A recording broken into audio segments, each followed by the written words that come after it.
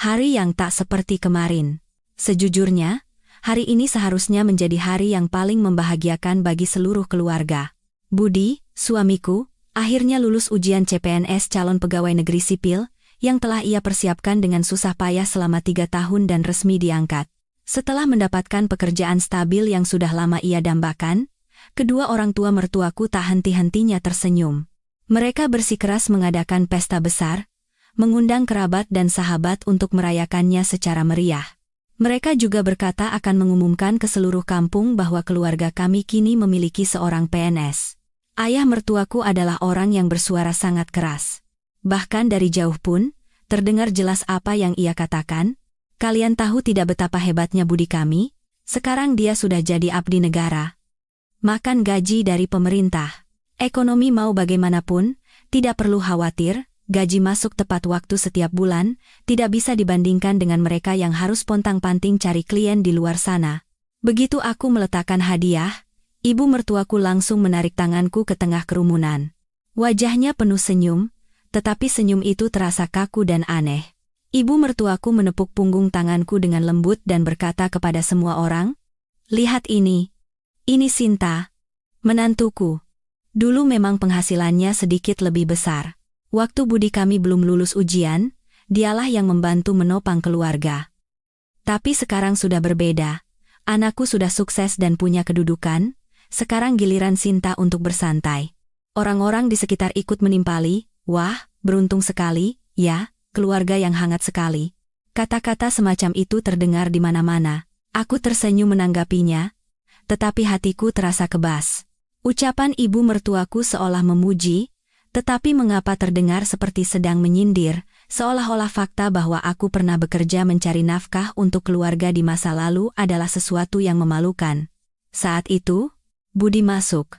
Ia mengenakan seragam keki barunya yang licin, rambutnya disisir rapi, dan wajahnya dihiasi senyum penuh kebanggaan. Begitu ia masuk, semua mata tertuju padanya. Para paman dan bibi mengerumuninya, bertanya tentang kehidupan kerjanya. Ia sama sekali tidak menunjukkan sikap rendah hati, malah berbicara dengan lantang tentang masa depannya yang cerah, mengatakan bahwa tak lama lagi jika ia mendapat promosi, kehidupan keluarga kami akan berubah total. Melihat tingkah lakunya, aku merasa sedikit berat hati. Selama bertahun-tahun, ia hanya fokus pada persiapan ujian. Seluruh biaya rumah tangga, mulai dari cicilan rumah hingga cicilan mobil, menjadi tanggunganku seorang. Aku bekerja sebagai manajer perencanaan di sebuah agensi periklanan. Saat pekerjaan sedang padat, aku harus lembur setiap hari. Gaji sebesar 70 juta rupiah per bulan bukanlah jumlah yang kecil. Tetapi setelah membayar semua pengeluaran, biaya buku, dan bimbingan belajarnya, hampir tidak ada uang yang tersisa untuk ditabung. Dulu ia selalu berkata padaku, "Kalau aku sudah lulus, kamu boleh langsung berhenti kerja. Istirahat saja di rumah dengan nyaman, aku yang akan menafkahimu." Saat itu, kata-katanya begitu menyentuh, membuatku merasa seberat apapun bebannya, aku sanggup menahannya. Makanan mulai dihidangkan, gelas-gelas diisi penuh dengan minuman. Ayah mertuaku bangkit berdiri dengan gelas di tangan, berdeham sekali, lalu berkata akan menyampaikan sesuatu. Semua orang terdiam, menunggu ucapan selamat. Tetapi ayah mertuaku justru meneguk minumannya, memasang wajah serius, lalu menoleh ke arahku. "Di hari yang baik ini, saat anakku Budi menjadi PNS, ada satu hal penting yang ingin kusampaikan. Sinta, aku tahu selama 3 tahun menikah dengan Budi, kamu sudah banyak berkorban. Tapi sekarang, situasinya sudah berubah. Budi sekarang adalah orang yang terpandang di masyarakat. Statusnya denganmu sudah terlalu jauh berbeda." Seketika itu, tubuhku membeku. Sendok dan garpu di tanganku jatuh ke piring dengan bunyi denting yang keras. Para kerabat di sekitar tampak terkejut. Ruangan menjadi begitu hening hingga aku bisa mendengar detak jantungku sendiri. Sebelum aku sadar sepenuhnya, ibu mertuaku melanjutkan, "Sinta, ibu harus bicara terus terang denganmu. Orang yang harus pontang-panting mencari klien, bertemu dengan berbagai macam orang sepertimu, bagaimana bisa pantas dengan jabatan anakku sekarang? Kami sudah berdiskusi, kalian berdua lebih baik bercerai. Itulah jalan terbaik untuk kedua belah pihak." "Apa?" Aku tak percaya dengan apa yang ku dengar. Suaraku bergetar. Bu, apa yang ibu katakan? Bukankah ini pesta perayaan kelulusan Mas Budi? Budi, yang duduk di sampingku, tidak berkata apa-apa sejak awal. Baru sekarang ia menarik lenganku dan berbisik, Sinta, jangan marah dulu. Ayah dan ibu bicara seperti itu karena mereka peduli padaku. Lihat, status Mas sekarang sudah berubah. Rekan-rekan kerja Mas orang-orang besar semua. Pekerjaanmu, sejujurnya, agak memalukan. Aku menyentakkan tanganku dengan keras. Air mata jatuh berderai. Aku bekerja siang dan malam untuknya, berhemat dalam segala hal untuk mendukung ujiannya, dan sekarang mereka menyuruhku bercerai hanya dengan alasan status yang berbeda. Melihatku menangis, ibu mertuaku bukannya melunak, malah semakin menjadi-jadi. Kenapa menangis? Apa kami salah bicara padamu? Selama 3 tahun ini, makanan dan barang-barang yang kau pakai, apa ada yang bukan dari uang keluarga kami yang memberimu? Diam-diam begini sudah untuk menjagamu kamu, tahu. Cepat setuju dan jangan membuat malu di sini. Kerabat di sekitar mulai berbisik-bisik. Beberapa tampak ingin melerai, beberapa hanya menonton, bahkan ada yang diam-diam mengeluarkan ponsel untuk merekam. Aku menatap keluarga di hadapanku, wajah egois mertuaku dan sikap pengecut namun angkuh dari Budi. Hatiku sakit seolah ditusuk pisau. Aku menarik napas dalam-dalam, lalu menyeka air mataku. Tiba-tiba aku tidak ingin berdebat lagi dengan orang-orang ini. Apa gunanya berdebat dengan orang seperti mereka? Aku menatap mereka lurus-lurus dan berkata dengan jelas, saya mengerti. Soal perceraian, kita bicarakan nanti saja. Hari ini adalah hari baik Mas Budi. Saya tidak ingin merusak suasana. Selesai berkata, aku mengambil tasku dan berjalan keluar. Terdengar suara ibu mertuaku mencaci maki dari belakang. Sok hebat. Tanpa anakku, kita lihat saja seberapa lama kau bisa bertahan. Aku tidak menoleh ke belakang, membuka pintu, dan keluar dari ruangan yang menyesakkan itu. Di luar sudah gelap. Lampu jalan mulai menyala satu persatu, tetapi hatiku gelap gulita. Pengorbanan selama 3 tahun berakhir dengan situasi seperti sinetron murahan ini. Meskipun marah, aku tak bisa menahan tawa sinis. Mereka pasti berpikir aku tidak akan bisa hidup jika meninggalkan rumah mereka. Lihat saja, aku akan membuat kalian menyesal. Begitu melangkah keluar dari restoran, ponselku berdering. Itu Rina, sahabatku. Seharusnya Rina juga datang ke acara ini, tetapi ada pekerjaan mendadak di kantornya. Sepertinya ia baru saja selesai bekerja. Begitu panggilan tersambung, aku hanya bisa berkata halo, dan air mataku kembali mengalir. Rina menyadari suaraku yang aneh dan langsung bertanya, Sinta, kamu kenapa? Ada apa? Pestanya sudah selesai? Aku terisak-isak sambil menceritakan semua yang terjadi. Di seberang telepon hening sejenak, lalu terdengar suara Rina yang penuh amarah, apa-apaan ini? Orang-orang itu waras tidak, sih? Dan si pengecut Budi itu hanya diam saja menonton? Sudahlah, jangan bicarakan itu lagi. Aku menyeka air mata. Sekarang aku tidak mau pulang ke rumah itu. Kalau begitu, datang saja ke apartemenku. Kamar tamu cukup luas, kamu boleh tinggal selama yang kamu mau.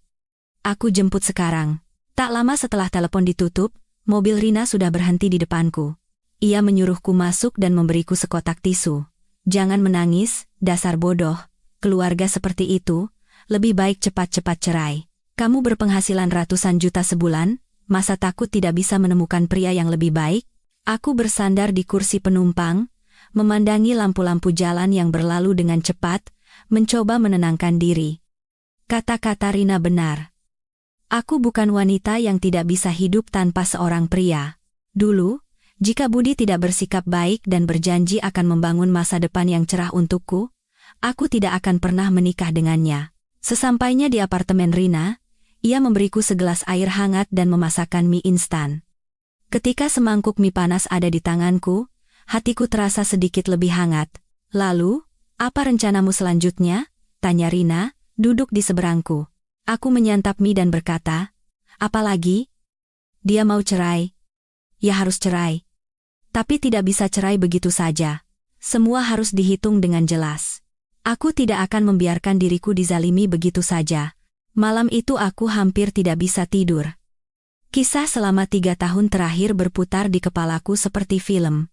Gambaran Budi yang pada awalnya seolah akan memberikan segalanya untukku, tetapi begitu ia fokus pada persiapan ujian, semua beban rumah tangga dilimpahkan kepadaku. Dan wajahnya yang dingin di pesta hari ini. Semuanya terasa seperti mimpi. Keesokan paginya, aku menelepon kantor untuk izin sakit setengah hari, lalu menuju ke rumah yang pernah kutinggali bersama Budi.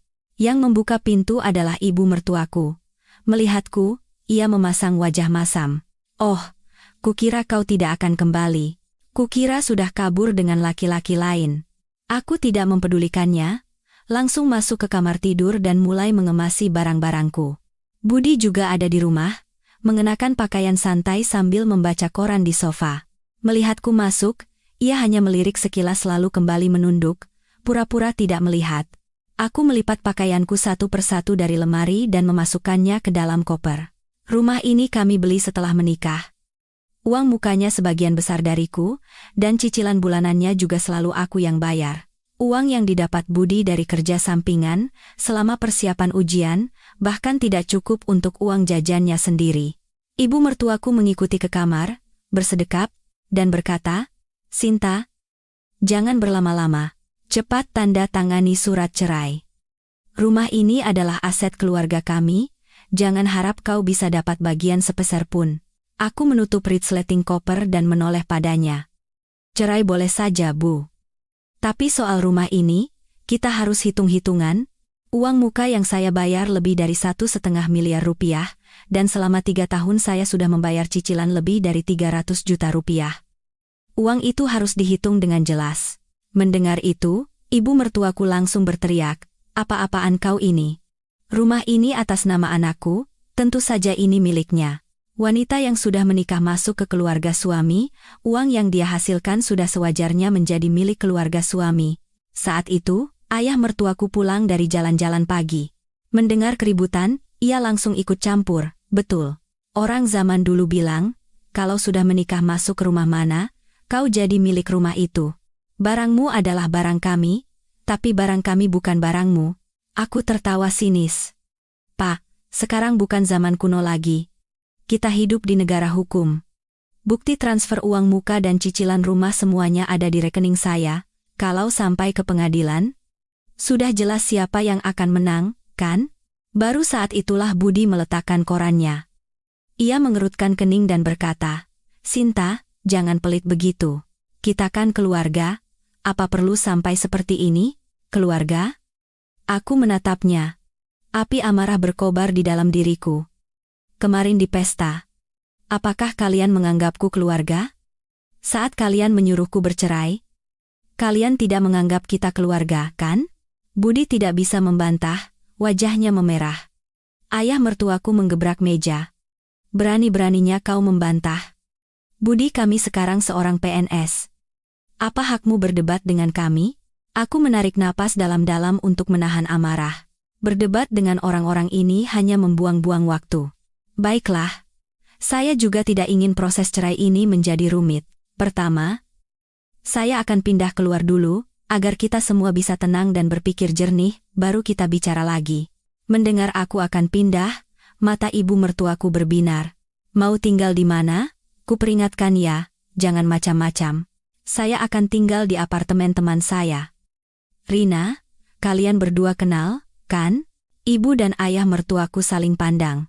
Sepertinya mereka berpikir jika aku tinggal di rumah teman, aku tidak bisa berbuat banyak, dan tidak melihat wajahku mungkin akan membuat mereka lebih tenang. "Kalau begitu, tidak usah kembali lagi. Melihat wajahmu saja sudah muak." Aku menatap Budi. "Kamu juga setuju aku pindah?" Budi ragu sejenak, lalu berkata, "Kalau kamu ingin menenangkan diri, pindah keluar untuk beberapa hari mungkin bagus. Tapi Sinta, jangan terlalu egois. Ayah dan ibu melakukan ini demi kebaikanku juga. Inilah pria yang kucintai selama 3 tahun. Sampai detik ini, ia hanya memikirkan orang tuanya dan menganggapku egois." Aku tidak berkata apa-apa lagi, menyeret koperku keluar. Saat melewati Budi, aku berhenti sejenak, menatapnya, dan berkata, "Mas Budi, kamu akan menyesal." Ia tidak menjawab, hanya membuang muka. Aku menyeret koperku keluar dari rumah, sinar matahari terasa terik. Aku menelepon Rina, memberitahunya bahwa aku sudah keluar dari rumah. Rina berkata di telepon, "Bagus. Makan siang aku yang traktir, merayakan kebebasanmu." Setelah menutup telepon, aku berdiri di pinggir jalan, memandangi mobil yang lalu lalang. Hati ini masih sakit, tetapi lebih banyak perasaan lega. Selama 3 tahun terakhir, aku terlalu banyak berkorban untuk keluarga ini, sampai lupa apa yang sebenarnya kuinginkan. Akhirnya, sekarang aku bisa hidup untuk diriku sendiri. Aku naik taksi ke apartemen Rina. Setelah selesai menyimpan barang, Rina berkata, "Apartemenku memang tidak besar, tapi nyaman. Kamar tamu sudah kubersihkan, spraynya juga sudah kuganti baru. Mulai sekarang, ini tempat tinggal sementaramu, ya. Jangan khawatir, ada aku di sini, tidak akan ada yang berani mengganggumu." Aku memeluknya dan berkata, "Terima kasih. Ya. Punya teman sepertimu adalah keberuntungan terbesar dalam hidupku." Siang itu, Rina mentraktirku shabu-shabu, makanan kesukaanku. Panci panas dengan asap mengepul disajikan. Aku mengambil sepotong daging, mencelupkannya sebentar, lalu memasukkannya ke dalam mulut. Rasa yang akrab itu seolah membersihkan semua kekeruhan di hatiku. "Oh ya, sudah bilang ke kantor belum? Ambil cuti beberapa hari saja untuk istirahat, bagaimana?" tanya Rina sambil minum jus. Aku menggeleng. "Tidak. Sibuk dengan pekerjaan akan lebih baik untuk melupakan pikiran-pikiran aneh itu. Siang ini aku akan kembali bekerja. Ada proyek penting yang menunggu. Proyek itu adalah sesuatu yang telah kukerjakan selama berbulan-bulan, dan akan segera ditandatangani kontraknya. Ini adalah hal penting yang berkaitan dengan promosi dan kenaikan gajiku tahun ini. Dulu, aku hanya berpikir ingin mendapatkan lebih banyak uang agar keluarga ini bisa hidup lebih baik. Tapi sekarang, sepertinya sudah waktunya aku lebih memikirkan diriku sendiri." Selesai makan, aku kembali ke apartemen Rina, berganti pakaian, merias wajah tipis, lalu berangkat ke kantor. Begitu masuk ke kantor, semua rekan kerja sedang sibuk dengan pekerjaan mereka. Tidak ada yang menyadari keanehan pada diriku. Aku menarik napas dalam-dalam, mencoba menghapus urusan pribadi dari kepala, dan fokus pada pekerjaan. Aku tahu betul, hanya dengan bekerja lebih baik dan menghasilkan lebih banyak uang, aku bisa menampar wajah mereka yang pernah meremehkanku. Menjelang sore saat jam pulang kantor, teleponku berdering. Nomor tak dikenal. Aku ragu sejenak, lalu mengangkatnya. Suara melengking ibu mertuaku terdengar dari seberang sana. "Sinta, kau bawa kartu kreditnya kan? Bulan ini harus bayar cicilan rumah. Cepat transfer uangnya." Aku terdiam sejenak, lalu teringat, kartu untuk membayar cicilan rumah memang ada padaku. Dulu, aku yang mengelola semua keuangan rumah. Aku tertawa dingin dan berkata, "Cicilan rumah? Bukankah rumah itu sekarang aset keluarga ibu? Apa hubungannya dengan saya? Urus saja sendiri." Selesai bicara, aku langsung menutup telepon dan memblokir nomornya. Urusan cicilan rumah sekarang menjadi beban mereka. Aku tidak berniat menjadi orang bodoh seperti itu lagi. Setelah menutup telepon dari ibu mertuaku, aku merasa sangat lega, seolah penyakit ma kronis yang sudah lama diderita sembuh seketika. Selama 3 tahun, aku berputar-putar di sekitar rumah itu tanpa henti. Mereka sudah terbiasa dengan pengorbananku, dan menganggap semuanya sebagai hal yang wajar. Sekarang, aku harus membuat mereka tahu. Tanpa aku, hidup mereka tidak akan berjalan mulus. Sore harinya saat pulang kerja, begitu keluar dari gedung kantor, aku melihat mobil Rina terparkir di pinggir jalan. Ia menurunkan kaca jendela dan melambaikan tangan. "Sinta, sini." Aku tersenyum dan masuk ke mobil. Ia memberiku segelas bubble tea. "Baru beli nih, double boba." "Semangat, ya." "Makasih." Aku menyesap bubble tea. Hari ini proyeknya lancar banget. Klien bilang tidak ada masalah. Minggu depan sepertinya bisa tanda tangan kontrak. Rina tampak lebih gembira dariku. "Keren. Kalau kontraknya sudah ditandatangani, aku yang traktir makan besar." "Oh ya, mantan ibu mertuamu itu ada menghubungi lagi?" Aku menggeleng. "Tidak. Nomornya sudah kublokir. Mungkin sekarang dia sedang mengomel ke Budi untuk membayar cicilan rumah. Budi kan baru diangkat, gajinya belum keluar. Kalaupun keluar, paling hanya beberapa juta. Setelah dikurangi biaya pribadi, pasti tidak cukup untuk membayar cicilan rumah. Dulu semua pengeluaran besar kecil di rumah aku yang tanggung. Jadi dia hampir tidak punya tabungan. Kembali ke apartemen Rina, kami makan malam sederhana, lalu aku mulai bekerja lagi, baru bisa mandi dan tidur setelah lewat tengah malam. Meskipun sudah di tempat tidur, aku terus membalikkan badan, tidak bisa tidur, bukan karena masalah keluarga Budi, tetapi karena masalah perceraian. Aku tidak bisa begitu saja memberikan rumah itu kepada mereka. Aku harus mendapatkan kompensasi atas semua pengorbanan dan waktuku yang terbuang untuk keluarga ini selama 3 tahun. Keesokan paginya, suara ketukan pintu yang keras membangunkanku. Rina, yang sudah bangun lebih dulu, sedang menyiapkan sarapan di dapur. Mendengar ketukan itu, ia mengerutkan kening. Siapa pagi-pagi begini? Ia mengintip dari lubang pintu dan wajahnya langsung masam. Mertua kurang ajarmu itu, kok mereka tahu kau di sini? Jantungku terasa mencelos. Orang-orang ini benar-benar tidak menyerah. Aku bangkit dari tempat tidur dan berjalan ke pintu. Jangan dibuka. Pura-pura saja tidak ada orang. Tapi suara ketukan di luar semakin keras, diiringi teriakan ibu mertuaku. Sinta, aku tahu kau di dalam. Keluar sekarang. Kau pikir sembunyi bisa menyelesaikan masalah? Rina geram hingga mengepalkan tangannya. Berani-beraninya dia membuat keributan di depan apartemenku. Sudahlah, jangan pedulikan. Nanti kalau capek juga pergi sendiri. Tetapi aku meremehkan ketidaktahudian ibu mertuaku. Melihat pintu tidak kunjung dibuka, ia duduk di lantai dan mulai meratap. Ya ampun, nasibku. Punya menantu tidak tahu diuntung, beginilah jadinya. Membawa uang keluarga kami untuk foya-foya dengan laki-laki lain, sekarang malah sembunyi tidak mau bertemu, masih mau merebut rumah kami pula. Saat ia mulai meratap, para tetangga mulai keluar untuk menonton. Rina tidak tahan lagi, ia membuka pintu dengan kasar. Anda bicara sembarangan apa di sini? Siapa yang foya-foya dengan laki-laki lain? Bicara yang benar. Melihat pintu terbuka, ibu mertuaku langsung bangkit dan mencoba menerobos masuk. Rina menghalanginya dengan tubuhnya. Ini masalah apa? Ibu mertuaku bangkit dengan cepat dan hendak menampar Rina. Budiku itu punya kemampuan makanya bisa dapat kerjaan bagus. Wanita ini yang tidak pantas untuk anakku. Aku menarik Rina ke belakangku dan berkata kepada kedua mertuaku, kalau mau bicara soal syarat cerai, kita bisa bicara baik-baik di tempat yang tenang. Tapi kalau mau membuat keributan di sini, lebih baik kalian pulang. Kalau tidak, saya akan panggil polisi. Ayah mertuaku menatapku tajam. Panggil polisi? Berani kau? Kami ini mertuamu. Berani-beraninya kau tidak sopan pada kami? Sejak detik kalian memaksa saya bercerai, kalian bukan lagi mertua saya. Aku menatap mereka.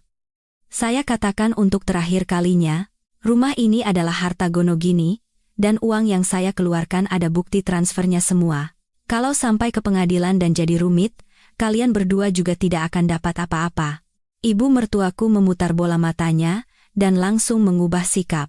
Ia memegang tanganku dan berkata, Sinta, ibu salah. Kemarin ibu bicaranya keterlaluan. Budi kan baru jadi PNS. Sekarang ini masa-masa di mana dia butuh dukungan. Jadi, sudahlah jangan marah lagi. Ayo pulang bersama kami. Anggap saja yang kemarin tidak pernah terjadi. Melihat perubahan sikapnya, aku hanya bisa tertawa sinis. Aku menyentakkan tangannya. Jangan pakai cara ini pada saya, Bu. Tidak akan berhasil. Kalau ada yang mau dibicarakan, suruh Budi yang datang sendiri. Mendengar nama Budi disebut, wajah ibu mertuaku kembali masam. Anak tidak tahu diuntung itu. Disuruh datang untuk membujukmu, dia malah diam saja di rumah tidak mau keluar. Sinta, ku peringatkan ya, hari ini kau mau pulang dengan kami atau tanda tangan surat cerai dan pergi dengan tangan kosong? Pilih, kalau tidak, kami akan membuat keributan di sini setiap hari, biar semua tetanggamu tahu kau itu orang seperti apa. Siapa yang tidak tahu diri? Rina berdiri di depanku. Kalian pikir ini kampung halaman kalian? Saya panggil polisi sekarang juga, biar tahu siapa yang akan ditangkap. Ia berkata sambil mengangkat ponselnya seolah akan menekan nomor. Melihat Rina benar-benar akan menelepon polisi, ibu mertuaku mulai ragu. Ia menarik ayah mertuaku. Ya sudah, kita pergi. Tapi lihat saja, Sinta. Masalah ini belum selesai. Setelah mereka pergi, Rina segera menutup pintu dan berkata dengan kesal, orang-orang ini keterlaluan. Masih sempat menyebarkan fitnah kau selingkuh. Hatinya sendiri yang kotor, malah mengira orang lain sama sepertinya. Aku menghela napas panjang. Didatangi dan dibuat keributan seperti ini membuatku marah sekaligus sesak. Sesuai dugaan, selama 2 hari berikutnya, kedua mertuaku tidak datang lagi. Kupikir mereka sudah menyerah. Tapi ternyata mereka masih punya cara yang lebih licik. Hari Rabu, saat aku sedang rapat di kantor, ponselku bergetar. Sebuah pesan dari kerabat yang tidak terlalu dekat. Ia bertanya apakah benar aku selingkuh di luar. Katanya, kedua mertuaku sedang menyebarkannya di grup WhatsApp keluarga, mengatakan bahwa aku sudah lama berselingkuh dan akan menceraikan Budi untuk merebut harta keluarga.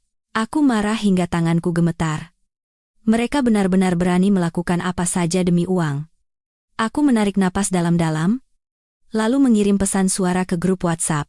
Pak, Bu, kalau memang mau bercerai, bicarakan saja langsung, tidak perlu pakai cara rendahan seperti ini untuk memfitnah saya. Soal rumah, biar hukum yang memutuskan pembagiannya. Kalau masih menyebar fitnah seperti ini, saya akan menyimpan semua tangkapan layar ini sebagai bukti. Nanti, jangan memohon atas nama hubungan lama. Selesai mengirim pesan suara, aku langsung keluar dari grup. Siangnya, aku menelepon Budi. Ini pertama kalinya aku meneleponnya setelah pindah dari rumah. Telepon berdering lama sebelum diangkat. Suaranya terdengar sedikit kesal. Ada apa? Kamu tahu tidak? Orang tuamu sedang menyebar fitnah tentangku di grup keluarga? Aku menahan amarah sambil bertanya. Budi terdiam beberapa detik, lalu berkata, tahu. Mungkin mereka sedang marah. Jangan dipikirkan, Sinta. Lebih baik kamu pulang dan minta maaf pada ayah dan ibu, nanti masalah ini akan selesai dengan baik. Minta maaf? Aku tak percaya dengan telingaku. Mas Budi, kamu masih tidak mengerti situasinya? Yang memaksa saya cerai adalah orang tuamu. Yang menyebar fitnah juga orang tuamu. Kenapa saya yang harus minta maaf? Ayah dan ibu kan sudah tua, kamu tidak bisa mengerti mereka sedikit? Suara Budi mulai meninggi. Kalau kamu membuat masalah seperti ini, mau ditaruh di mana mukaku? Kalau teman-teman kerjaku tahu, dampaknya akan buruk sekali bagiku. Mukamu penting, tapi nama baikku tidak penting, begitu? Aku tertawa dingin. Mas Budi, sekarang aku tahu kamu orang seperti apa. Mulai hari ini, tidak ada lagi yang perlu kita bicarakan. Kita cerai saja, sampai jumpa di pengadilan. Selesai bicara, aku langsung menutup telepon. Sisa perasaan baik yang ada, bahkan yang paling sedikit pun, telah lenyap. Hari Jumat, aku baru saja selesai mandi dan hendak tidur ketika bel berbunyi. Rina mengintip dari lubang pintu, lalu mengerutkan kening dan memberitahuku. Budi, aku tertegun sejenak. Bagaimana ia tahu aku di sini? Biarkan saja dia masuk. Apapun masalahnya, harus diselesaikan dengan jelas. Rina membuka pintu. Budi berdiri di depan, mengenakan kaos abu-abu, rambutnya sedikit berantakan, tampak lebih kuyu dari beberapa hari yang lalu. Di tangannya ada sebuah keranjang buah. Sinta, ia masuk sambil menghindari tatapanku. Bisa bicara berdua denganmu? Setelah Rina masuk ke kamarnya, suasana menjadi canggung. Ia meletakkan keranjang buah di meja dan menggosok-gosokkan tangannya. Sinta, bagaimana kabarmu selama ini? Baik. Jauh lebih baik daripada saat tinggal di rumah itu, jawabku sambil menatapnya. Wajah Budi langsung masam. Ia menunduk dan berkata, aku tahu. Ayah dan ibuku bicaranya keterlaluan waktu itu. Aku minta maaf atas nama mereka. Tidak perlu minta maaf, potongku. Hari ini datang pasti bukan hanya untuk mengatakan ini. Kan? Ia mengangkat wajahnya menatapku. Sinta, berhentilah berpikir macam-macam, dan pulanglah bersamaku. Ayah dan ibu juga sudah mengaku salah. Mereka bilang tidak akan begitu lagi. Aku tak bisa menahan tawa. Mas Budi, kamu anggap aku orang bodoh? Hanya karena mereka bicara baik, beberapa patah kata, aku akan langsung ikut pulang? Lalu apa? Jadi mesin ATM keluarga kalian lagi? Dan harus selalu memperhatikan raut wajah kalian? Bukan begitu. Ia cepat-cepat menyahut. Kita kan masih suami istri. Kita sudah bersama selama 3 tahun. Masa mau berakhir begitu saja? Yang bilang mau mengakhirinya duluan kan kalian? Aku menatapnya. Saat orang tuamu memaksaku cerai, kamu di mana? Saat mereka menyebar fitnah, kamu di mana lagi? Mas Budi, kamu hanya terus menyuruhku bersabar dan mengerti. Selain itu, apa yang kamu lakukan? Ia tidak bisa membantah. Setelah hening cukup lama, ia baru berkata, ayah dan ibu kan sudah tua, pemikiran mereka kolot. Kamu tidak bisa mengerti mereka sedikit. Ia melanjutkan. Aku kan baru jadi PNS, sekarang ini masa-masa paling penting. Kalau ada masalah di rumah dan berdampak pada masa depanku, bagaimana? Maksudmu, masa depanmu lebih penting dari perasaanku dan lebih penting dari pernikahan kita? Aku menatapnya, kehangatan terakhir di hatiku lenyap. Bukan begitu. Ia mulai panik. Sinta, bisakah kamu lebih dewasa sedikit? Ibuku bilang, kalau kamu pulang, semua yang terjadi akan dianggap tidak pernah ada. Dan urusan keuangan rumah akan diserahkan padamu lagi. Aku tertawa terbahak-bahak. Mengurus keuangan rumah? Maksudnya, aku yang cari uang untuk kalian pakai lagi, kan? Mas Budi, kamu lupa? Semua pengeluaran di rumah ini selalu aku yang tanggung. Uang pensiun orang tuamu sebagian besar diberikan pada adikmu. Utang judi yang dibuat adikmu juga aku yang melunasinya, kan? Sekarang kamu sudah jadi PNS, aku sudah tidak berguna lagi, jadi mau mendepakku, begitu? Itu kan hal yang wajar. Budi tiba-tiba meninggikan suaranya. Adit kan satu-satunya adikku. Orang tuaku sudah susah payah membesarkanku. Aku membantu mereka itu wajar. Kan? Kamu sebagai kakak ipar juga harus membantu, itu wajar, kan? Wajar. Aku mengangguk. Tapi aku tidak punya kewajiban menjual hidupku untuk menjadi budak keluarga kalian. Sinta. Budi bangkit berdiri. Kau jangan keterlaluan, ya, ku peringatkan, sekarang aku ini PNS. Banyak gadis cantik yang antre. Jangan sok jual mahal. Kata-kata itu menghancurkan ilusi terakhir di hatiku. Aku menatap pria yang akrab namun terasa asing ini dan merasa sangat lucu. Mas Budi, kataku dengan tenang, sepertinya tidak ada lagi yang perlu kita bicarakan. Kita cerai saja. Besok kita ke kantor catatan sipil. Ia membuka mulut hendak mengatakan sesuatu, tetapi akhirnya tidak ada kata yang keluar. Ia berbalik dan berjalan pergi. Keesokan paginya, saat aku dan Rina sedang sarapan, Budi menelepon. Mengatakan ia sudah menunggu di depan kantor catatan sipil. Aku berganti pakaian, merias wajah tipis agar terlihat segar. Rina mengantarku ke sana. Sesampainya di depan kantor, aku melihat Budi benar-benar sudah berdiri di sana, dan di sampingnya ada kedua orang tuanya. Ayah mertuaku berkata dengan wajah serius, Sinta, karena kau sudah sekeras kepala ini, kami tidak akan melarang lagi. Surat perjanjian cerai sudah kami siapkan. Lihat, kalau tidak ada masalah, tanda tangani saja. Ia mengeluarkan selembar surat perjanjian dari tasnya dan memberikannya padaku. Aku menerimanya dan tak bisa menahan tawa sinis. Dalam perjanjian itu tertulis bahwa rumah menjadi milik Budi, dan aku setuju pergi dengan tangan kosong.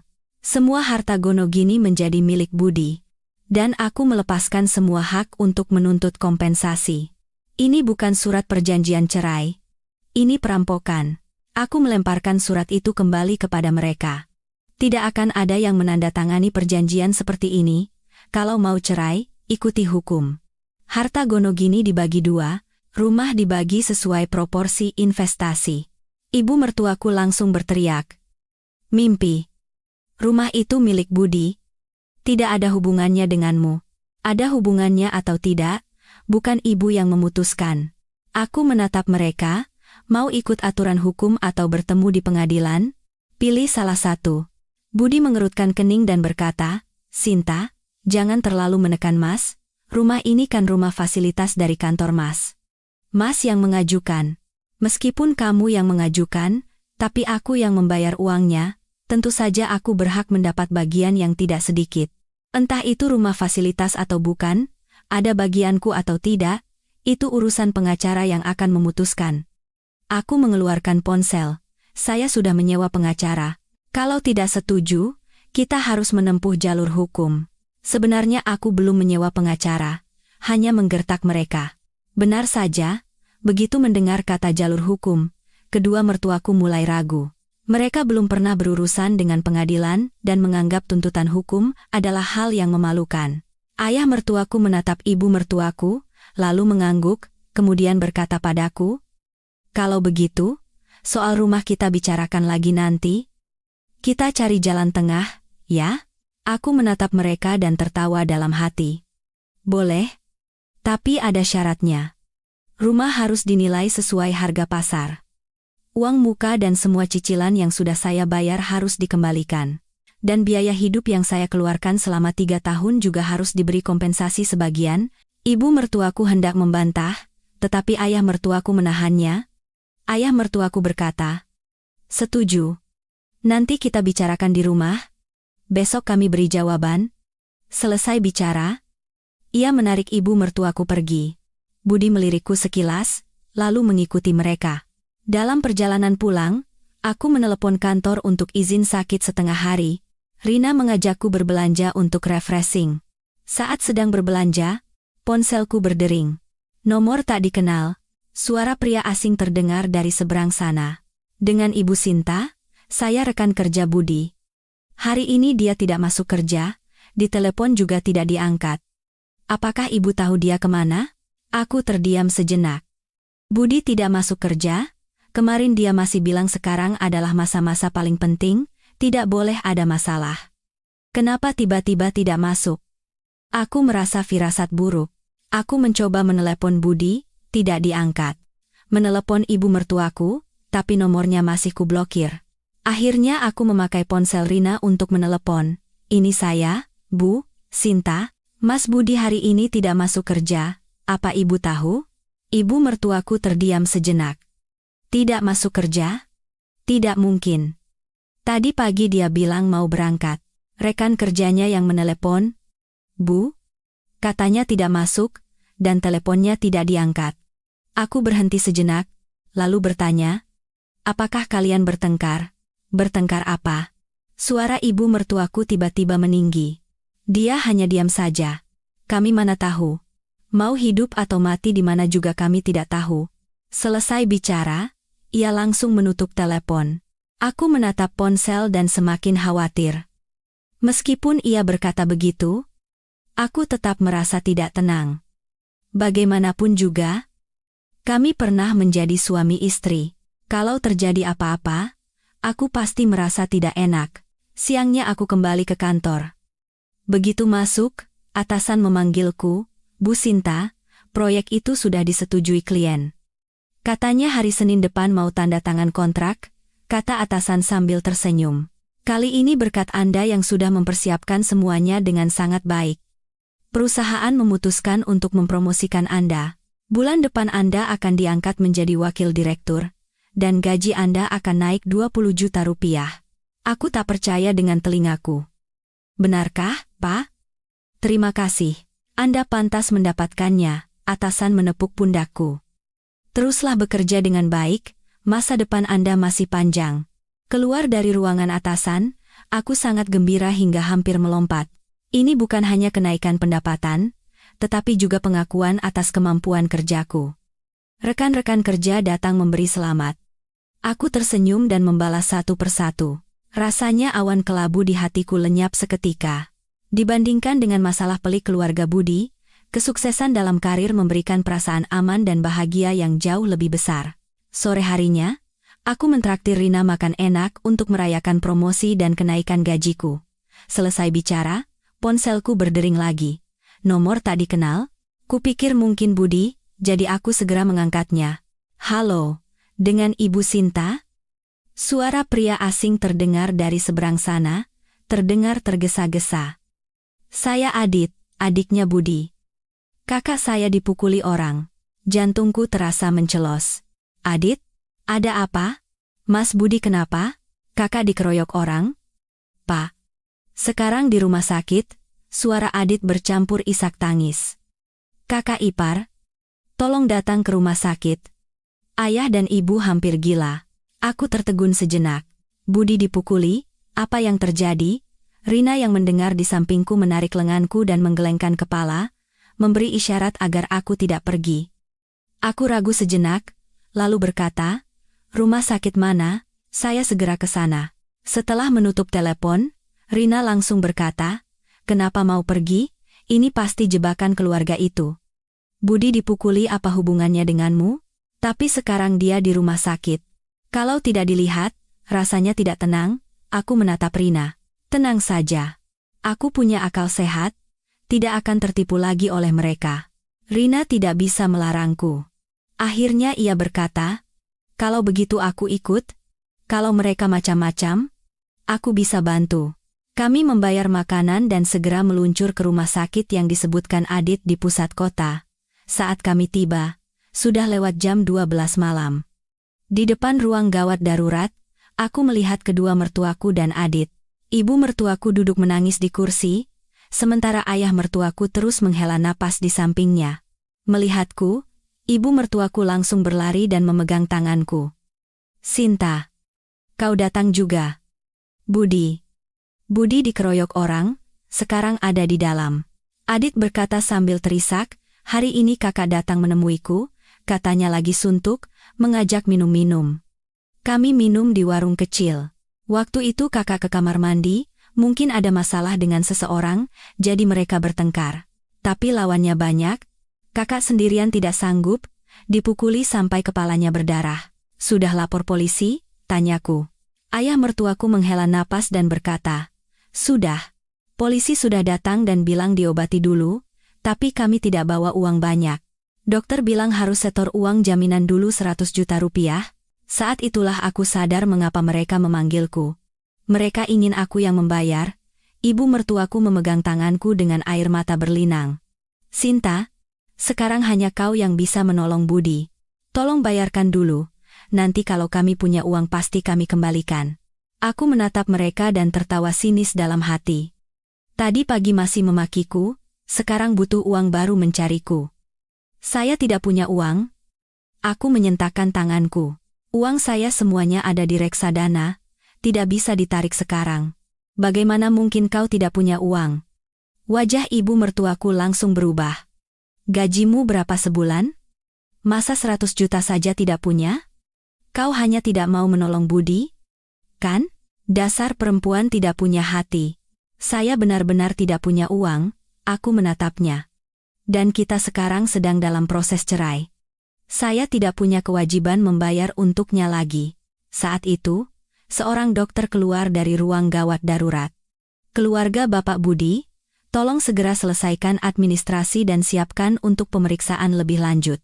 Ayah mertuaku berjalan mondar-mandir dengan cemas, lalu menatap Adit. Kau bilang kau punya uang? Adit menunduk. Uangku sudah habis untuk bayar utang judi. Pak, tidak tersisa sepeser pun. Anak kurang ajar. Ayah mertuaku marah hingga mengangkat tangan hendak menamparnya, tetapi ibu mertuaku menahannya. Ibu mertuaku menoleh padaku lagi, melunakkan sikapnya. Sinta, ibu mohon, tolong Budi sekali ini saja. Nanti ibu tidak akan menyuruhmu cerai lagi. Apapun yang kau mau, ibu akan berikan. Aku menatapnya, hatiku hampa. Sudah saya bilang, saya tidak punya uang. Aku berbalik hendak pergi. Urus saja sendiri. Sinta, ayah mertuaku memanggilku. Kalau kali ini kau tidak membantu, aku akan membuat keributan di kantormu, promosimu, kenaikan gajimu, akan kuhancurkan semua. Aku berhenti berjalan dan menoleh padanya. Tatapanku sedingin es, silakan saja. Nanti saya akan ceritakan semua tentang kalian yang memaksa saya cerai, tentang Budi yang hidup seperti benalu, dan tentang anak bungsu kalian yang kecanduan judi kepada atasan saya. Kita lihat saja siapa yang akan lebih malu. Ayah mertuaku tidak bisa membantah, wajahnya memerah padam. Aku tidak mempedulikan mereka lagi, berbalik dan pergi bersama Rina. Keluar dari rumah sakit, angin malam terasa dingin menerpa wajah. Rina berkata, "Tadi kau keren sekali. Dengan orang seperti itu memang harus begitu." Aku menghela napas. Semoga Mas Budi tidak apa-apa. Menjelang subuh, aku tidak tahan lagi. Aku menggunakan ponsel Rina untuk menelepon ibu mertuaku, ingin bertanya bagaimana keadaan Budi. Ibu mertuaku terdiam beberapa detik, lalu berkata, "Sudah dapat. Pinjam dari tetangga. Dokter bilang tidak parah, hanya luka luar, dijahit beberapa jahitan. Besok sudah bisa pulang." Syukurlah, aku menghela napas lega. Kalau begitu, kalau tidak ada apa-apa lagi, saya tutup teleponnya. Setelah menutup telepon, aku merasa lebih tenang, setidaknya orangnya selamat. Soal uang, itu bukan urusanku lagi. Mulai besok, aku akan melupakan semua masa lalu, fokus pada pekerjaan, dan menjalani hidupku dengan baik. Masalah keluarga itu, siapapun yang akan menyelesaikannya, bukan lagi urusanku. Aku tidak akan ikut campur lagi. Setelah Budi keluar dari rumah sakit, aku tidak pernah lagi berkomunikasi dengan mereka. Hari-hari berlalu dengan tenang dan penuh. Setiap hari aku bekerja, pulang, kadang pergi berbelanja atau nonton film dengan Rina. Rasanya hati ini jauh lebih ringan. Kabar promosi dan kenaikan gajiku sampai ke telinga kerabat.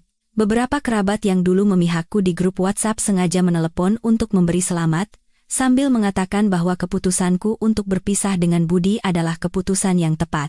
Jumat malam, baru saja pulang kerja dan sampai di apartemen Rina, bel berbunyi. Rina mengintip dari lubang pintu, lalu mengerutkan kening.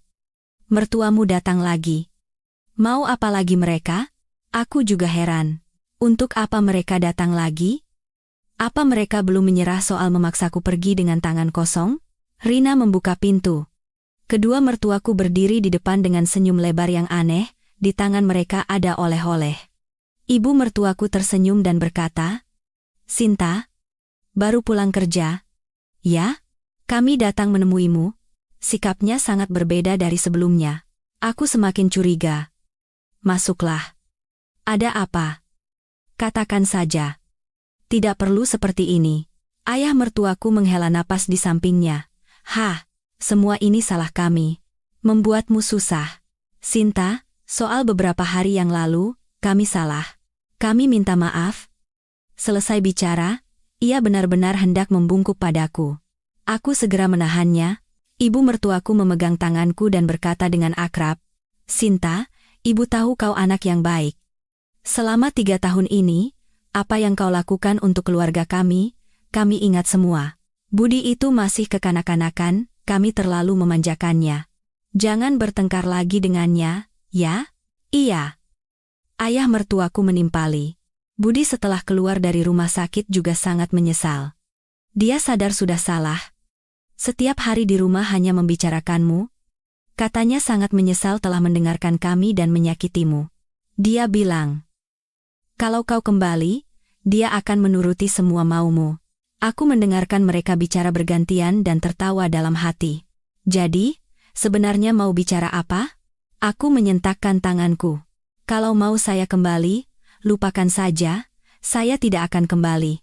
Duh, Sinta, kenapa keras kepala sekali? Ibu mertuaku mulai mengusap air mata lagi. "Kita ini kan keluarga, bukan musuh." Aku menatapnya. "Mau saya mengurus kalian?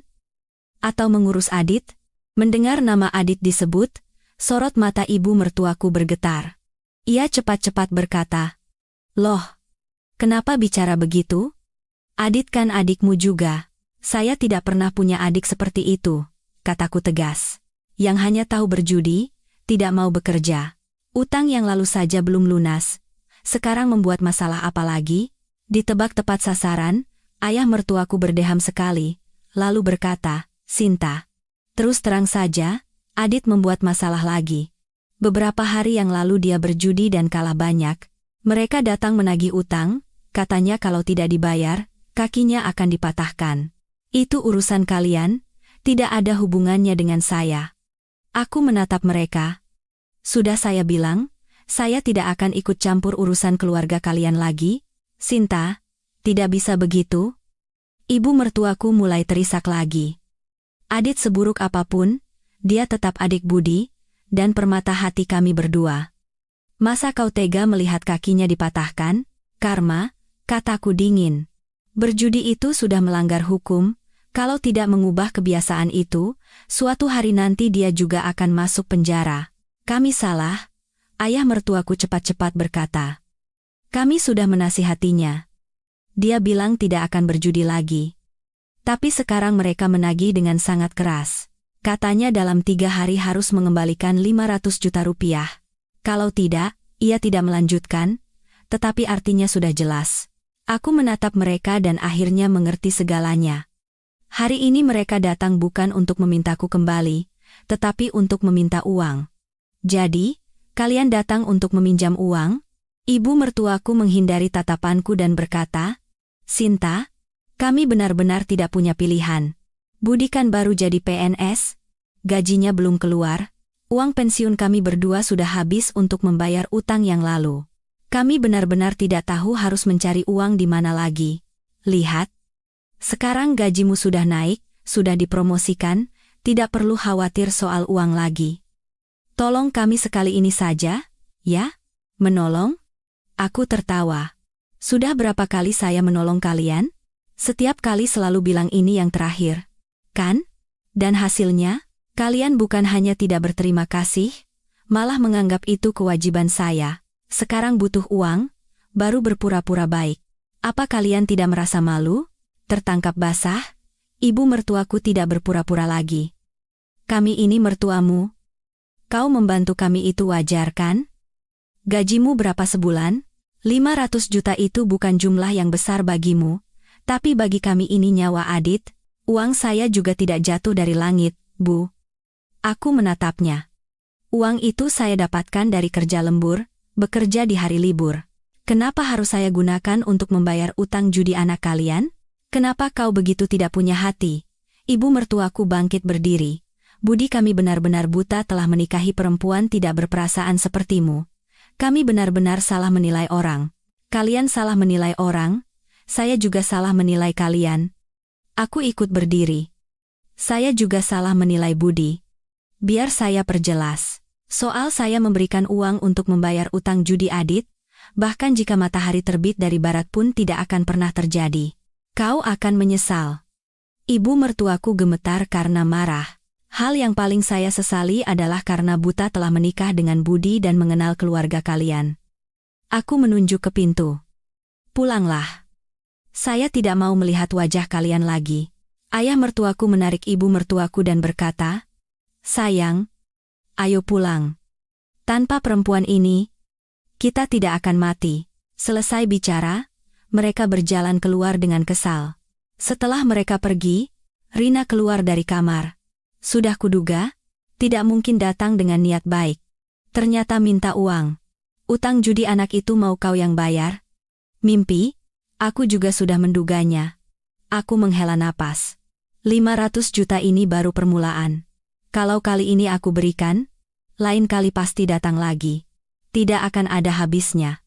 Keesokan paginya, saat aku hendak berangkat kerja, Budi menelepon. Sinta, suaranya terdengar lelah. Kemarin ayah dan ibu datang menemuimu? Iya. Jawabku. Minta uang 500 juta untuk membayar utang judi Adit, aku tahu. Ia terdiam beberapa detik. Sinta, aku mohon. Tolong kami sekali ini saja. Adit bilang dia benar-benar sudah salah. Dia bilang tidak akan berjudi lagi. Mereka itu preman. Kalau tidak dibayar, mereka tidak akan melepaskan Adit. Mas Budi, sadarlah. Aku marah. Sudah berapa kali Adit berjudi? Setiap kali selalu bilang begitu, kan? Kamu masih percaya kata-katanya? Dan kenapa kalian pikir menjadi kewajibanku untuk menolongnya? Aku bukan mesin ATM keluarga kalian. Aku tahu ini tidak adil bagimu. Ia cepat-cepat menyahut. Tapi sekarang kami benar-benar tidak punya pilihan. Kalau gajiku sudah keluar, aku pasti akan segera mengembalikannya. Tidak bisakah? Anggap saja aku meminjam darimu. Nanti aku buatkan surat perjanjian. Tidak perlu, kataku dingin. Gajimu pakai saja untuk membayar utang orang tuamu. Mas Budi, Kita sekarang tidak ada hubungan apa-apa lagi. Masalah adikmu bukan urusanku. Jangan mencariku lagi. Selesai bicara, aku langsung menutup telepon dan memblokir nomornya juga. Siang harinya, telepon berdering. Nomor tak dikenal. Kupikir mungkin mertuaku menggunakan nomor lain, jadi aku langsung menolaknya. Tetapi pihak sana terus menelepon tanpa henti, jadi terpaksa kuangkat. Halo, dengan Ibu Sinta? Suara pria asing terdengar dari seberang sana, nadanya kasar. Saya penagih utang Adit. Tahu kan dia punya utang pada kami? Tidak tahu, jawabku. Saya tidak ada hubungannya dengan dia. Tidak ada hubungan? Pihak sana tertawa dingin. Dia bilang kakak iparnya kaya, menyuruh kami mencarimu. Kalau kau tidak bayar utangnya, kami tidak akan diam saja. Kami tahu kau kerja di perusahaan mana, tinggal di mana. Jantungku terasa diremas. Mereka tahu informasiku. Kalian mau apa? Aku mencoba menenangkan diri. Mengancam itu tindakan kriminal. Kriminal? Dia berjudi bukan kriminal? Punya utang ya harus bayar. Itu wajar kan? Dalam 3 hari, transfer uangnya. Kalau tidak, kami akan membuat keributan di kantormu, membuatmu tidak bisa bekerja. Dan kami akan datang ke rumahmu, membuatmu tidak tenang. Selesai bicara, pihak sana langsung menutup telepon. Aku menggenggam ponsel erat-erat. Tanganku gemetar. Mereka mengancamku. Meskipun tidak takut, hatiku tetap sedikit was-was. Preman seperti itu, entah apa yang akan mereka lakukan. Aku duduk di kursi, kepalaku pusing. Saat itu, atasan lewat dan melihat wajahku pucat. Ia bertanya dengan khawatir. Aku ragu sejenak, lalu menceritakan apa yang baru saja terjadi. Atasan mengerutkan kening. Ada masalah seperti ini? Jangan takut. Pertama, lapor polisi. Kalau ada rekaman suara ancamannya, berikan juga ke polisi. Dan dari pihak perusahaan, kami akan meningkatkan keamanan, tidak akan membiarkan mereka masuk membuat keributan. Mendengar kata-kata atasan, aku merasa lebih tenang. Benar, harus lapor polisi. Aku tidak boleh membiarkan mereka mengira aku lemah. Aku segera menelepon polisi, menceritakan kejadiannya, dan memberikan nomor tak dikenal itu, serta semua catatan panggilan. Polisi mengatakan akan segera menyelidiki, dan mengingatkanku untuk berhati-hati. Tak lama setelah melapor, ada telepon dari polsek setempat, mengatakan laporan sudah diterima dan memintaku datang untuk memberikan keterangan. Mereka juga akan menghubungi nomor penagih utang itu untuk memperingatkan agar tidak bertindak gegabah. Jika mereka datang membuat keributan di kantor atau rumah, akan ditindak sesuai hukum. Mendengar penjelasan polisi, aku merasa lebih tenang. Siangnya, aku menyempatkan diri ke kantor polisi, memberikan keterangan lengkap, beserta rekaman panggilan dan isi ancaman pihak sana. Polisi mengatakan kasus seperti ini sering terjadi, biasanya hanya untuk menakut-nakuti, jadi tidak perlu terlalu khawatir, tetapi tetap harus waspada. Keluar dari kantor polisi, aku langsung kembali ke kantor. Baru saja duduk, telepon dari Budi masuk lagi. Kali ini ke nomor kantor.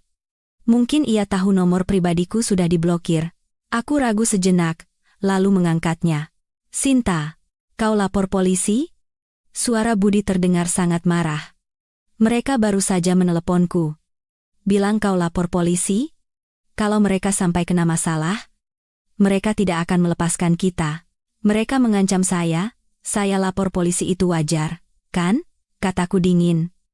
Apa harus menunggu mereka datang, membuat keributan di kantor sampai saya dipecat, baru kau puas? Kau tidak bisa bicara baik-baik? Perlu membuat masalah jadi sebesar ini? Suaranya meninggi. Sekarang bagaimana? Mereka pasti tidak akan melepaskan Adit. Mas Budi, sadarlah. Aku juga marah. Yang mengancam saya itu mereka, bukan saya yang membuat masalah, dan Adit itu adikmu, bukan adikku. Masalah yang dia buat, kau selesaikan sendiri. Jangan mencariku lagi, aku mana bisa apa-apa. Suaranya kembali melunak. Ada nada putus asa. Kalau aku punya uang, sudah dari dulu ku bayar. Sinta, aku mohon, tolong kami sekali ini saja. Kalau tidak, Kalau tidak aku juga tidak tahu harus bagaimana lagi. Sudah kubilang tidak mungkin, kataku tegas. Kalau kau masih menghargai hubungan kita yang dulu, jangan menggangguku lagi. Selesai bicara, aku langsung menutup telepon dan memblokir nomor kantor itu juga. Beberapa hari berikutnya, tidak ada apa-apa yang terjadi. Telepon penagih utang tidak datang lagi. Mertuaku juga tidak mencariku. Kupikir mereka mungkin takut pada polisi atau sudah menemukan cara lain untuk menyelesaikan masalah. Jadi aku merasa tenang. Hari Senin, saat masuk kerja, atasan memanggilku. Katanya klien sangat puas dengan proposal proyek dan ingin segera menjalankannya. Ia juga memujiku sebagai orang yang bisa diandalkan.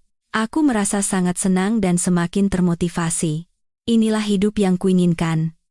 Mendapat pengakuan atas usahaku sendiri dan hidup dengan terhormat. Sore harinya, aku dan Rina berencana makan shabu-shabu untuk merayakan dimulainya proyek dengan lancar. Begitu keluar dari gedung kantor, aku melihat kedua mertuaku berdiri dari kejauhan, dan di samping mereka ada Adit. Adit menunduk, tampak lesu, dan wajahnya ada bekas luka lebam, mungkin dipukuli lagi. Jantungku terasa mencelos. Bagaimana mereka tahu aku di sini? Membawa Adit seperti ini, pasti mau main drama minta belas kasihan. Rina melihat mereka dan memegang tanganku. Jangan pedulikan, jalan saja. Tetapi kedua mertuaku melihat kami, dan segera mendekat. Ibu mertuaku memegang lenganku dengan air mata berlinang. Sinta, kasihanilah kami. Adit kemarin dipukuli lagi oleh mereka. Kalau begini terus, bisa-bisa dia mati dipukuli. Adit juga mengangkat wajahnya, menatapku dengan tatapan menghindar dan berkata dengan suara pelan, "Kakak ipar, saya salah. Tolong saya sekali ini saja. Nanti saya tidak akan berjudi lagi." Sungguh, melihat kondisinya, aku merasa tidak tega, tetapi juga merasa jijik. Orang yang menyedihkan seringkali memiliki sisi yang buruk. Semua ini adalah akibat perbuatannya sendiri. Sudah saya bilang, saya tidak punya uang. Aku menyentakkan tangan ibu mertuaku. Cari cara lain saja. Ayah mertuaku menghela napas. Sinta, kami tahu memintamu membayar itu menyusahkanmu, jadi kami sudah memikirkan cara lain, tapi tidak tahu apakah kau mau membantu. Cara apa? Aku menatap mereka dengan curiga. Ibu mertuaku mendekat dan tersenyum menjilat. Sinta, apartemen yang dulu kau tempati sebelum menikah, apartemen kecil peninggalan orang tuamu, sekarang kosong kan? Jantungku terasa diremas. Mereka mengincar apartemen itu.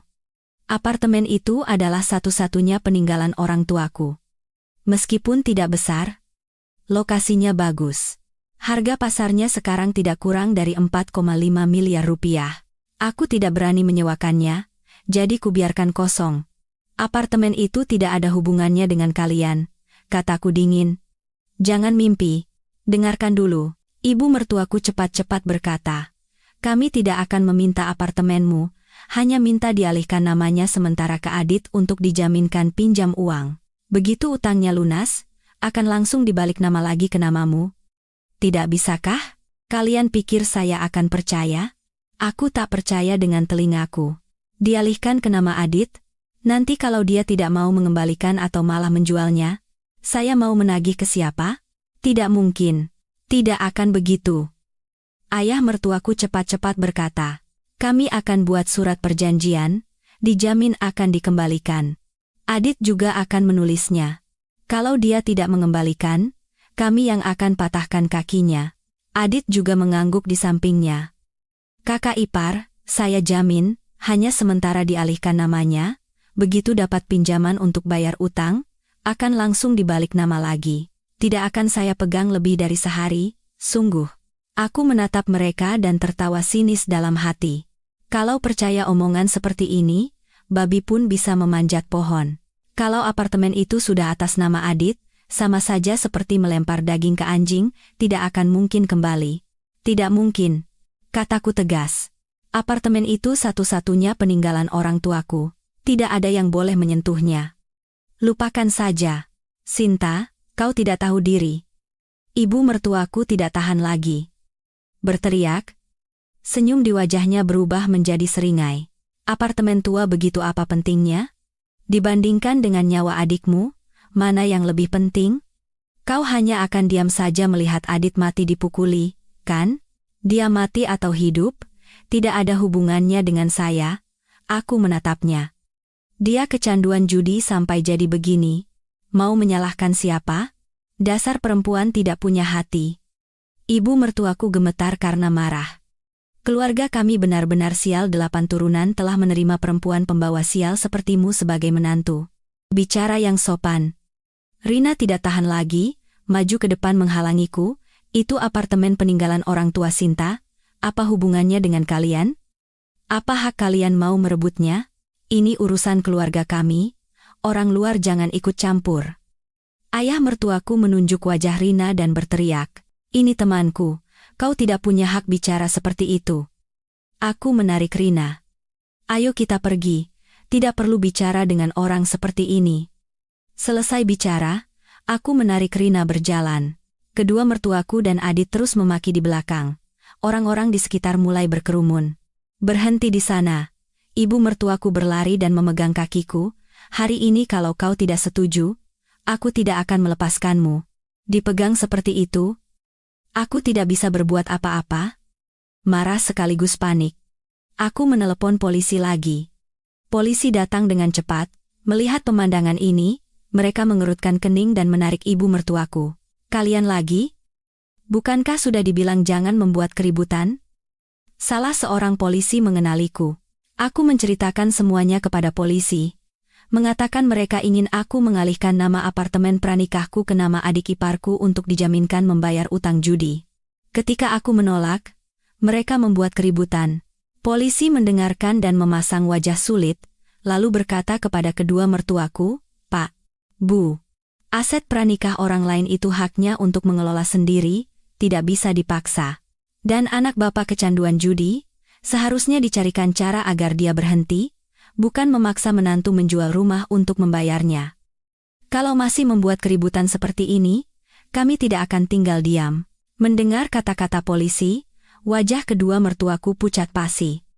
Mereka tidak berani membuat keributan lagi. Polisi memperingatkan beberapa kali lagi, lalu menyuruh mereka membawa Adit pulang dan tidak membuat malu lagi. Kedua mertuaku menatapku tajam sekilas, lalu dengan terpaksa menarik Adit pergi. Melihat punggung mereka, aku menghela napas lega dan berterima kasih kepada polisi. "Lain kali kalau ada masalah seperti ini, segera lapor," kata polisi. "Jangan berurusan dengan orang seperti itu." Dalam perjalanan ke restoran shabu-shabu, Rina masih kesal. "Keluarga itu benar-benar gila. Apartemen peninggalan orang tuamu juga mau diincar. Benar-benar bukan manusia." Aku juga tidak menyangka mereka akan sejauh ini. Aku menghela napas. Dulu kupikir mereka hanya pilih kasih dan egois, tapi tidak kusangka akan setidak tahu malu ini. Makanya, semakin harus dijauhi, kata Rina. "Cepatlah bercerai dan selesaikan masalahnya, biar bisa tidur nyenyak." "Iya." Aku mengangguk. "Begitu masalah ini sedikit mereda, aku akan segera mengurus perceraian. Harus diselesaikan secepatnya." Saat makan shabu-shabu, aku tidak nafsu makan. Pikiranku masih dipenuhi wajah tidak tahu malu kedua mertuaku, dan niat mereka mengincar apartemenku. Aku sadar seketika, mengalah dan memahami orang seperti itu tidak ada gunanya, hanya akan membuat mereka semakin menjadi-jadi. Aku harus lebih kuat untuk melindungi diriku dan apa yang menjadi milikku. Selesai makan dan pulang ke rumah, aku menelepon teman seangkatan yang bekerja sebagai pengacara. Aku menceritakan situasiku dan berkonsultasi tentang perceraian dan pembagian harta. Temanku mendengarkan penjelasanku dan berkata, "Apartemen pranikahmu adalah aset pribadi, mereka tidak punya hak untuk membaginya. Rumah yang dibeli setelah menikah. Jika kamu punya bukti transfer uang muka dan cicilan, pengadilan akan membaginya sesuai proporsi investasi. Kamu pasti akan dapat bagian mayoritas. Dan soal mereka memfitnahmu, jika ada bukti, bisa menuntut permintaan maaf atau ganti rugi moral." Setelah menutup telepon dari temanku, aku merasa jauh lebih tenang. Bukti yang harus disiapkan hampir lengkap. Bukti transfer uang muka rumah, bukti pembayaran cicilan bulanan, dan rekaman suara saat kedua mertuaku dan Budi memaksaku cerai serta menyebar fitnah. Semua itu sudah kusimpan di cloud dan USB, masing-masing satu salinan. Beberapa hari berikutnya, aku bekerja dengan tenang. Proyek berjalan lancar dan mendapat respon baik dari klien. Atasan menatapku dengan tatapan kagum, rekan-rekan kerja melihatku tampak lebih baik, mengatakan aku terlihat lebih hidup, seperti orang yang berbeda. Rabu malam, saat aku sedang memeriksa dokumen di rumah, telepon berdering dari teman pengacaraku. "Sinta, pihak Budi sudah menghubungiku," katanya. "Mereka juga sudah menyewa pengacara. Katanya ingin bertemu denganmu sebelum sidang untuk membicarakan perceraian." Aku tertegun sejenak. Dia sewa pengacara? Mau bicara apa lagi? Soal pembagian harta? Tentu saja, kata temanku. Pihak sana mengklaim rumah itu miliknya dan akan memberimu sedikit kompensasi, tapi tidak banyak, hanya beberapa ratus juta. Dan mereka mengklaim selama bertahun-tahun kau telah menyusahkannya, membuatnya kehilangan muka di depan kerabat, jadi kau harus membayar ganti rugi moral padanya. Aku tak percaya dengan telingaku. Marah hingga tanganku gemetar. Apa? Aku harus bayar ganti rugi moral padanya? Dia waras tidak? Mungkin suruhan orang tuanya. Temanku menghela napas. Pengacara pihak sana juga kelihatannya kurang profesional. Bicaranya aneh. Sinta, jangan marah dulu. Ini klaim yang tidak masuk akal. Pengadilan tidak akan menerimanya. Aku hanya memberitahumu agar kau siap. Aku mengerti. Aku menarik napas dalam-dalam. Terima kasih, ya. Bilang saja pada mereka, tidak ada lagi yang perlu dibicarakan. Sampai jumpa di pengadilan. Beres, aku yang urus, kata temanku. Tenang saja, ada aku, tidak akan kubiarkan kau dirugikan. Setelah menutup telepon, aku masih kesal. Budi, si pengecut itu, tidak punya kemampuan apa-apa. Hidup menumpang padaku selama 3 tahun. Sekarang begitu sedikit membaik malah mengkhianatiku. Dan sekarang masih mau menuntut ganti rugi moral dariku. Bagaimana bisa dia mengatakannya? Ini pasti ide kedua mertuaku. Mereka tidak berhasil mendepaku dengan tangan kosong, dan tidak berhasil mengincar apartemen pranikahku, jadi sekarang mau mencari-cari alasan untuk mendapatkan uang dariku.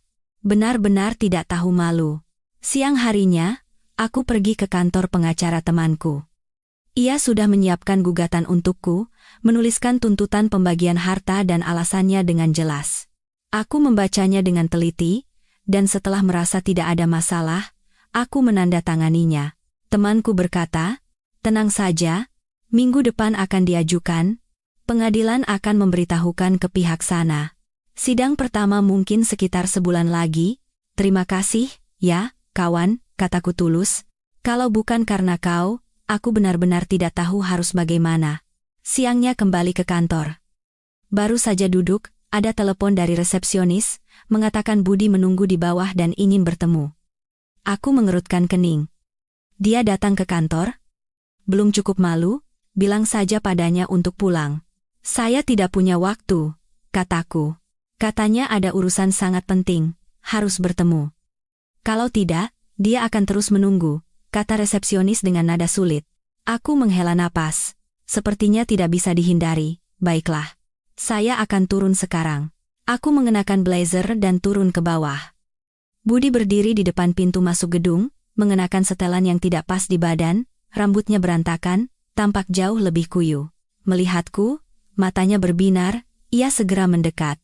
Sinta, ia menggosok-gosokkan tangannya, tampak cemas. Akhirnya kau turun juga. Ada urusan apa? Cepat katakan. Saya harus bekerja. Kataku dingin.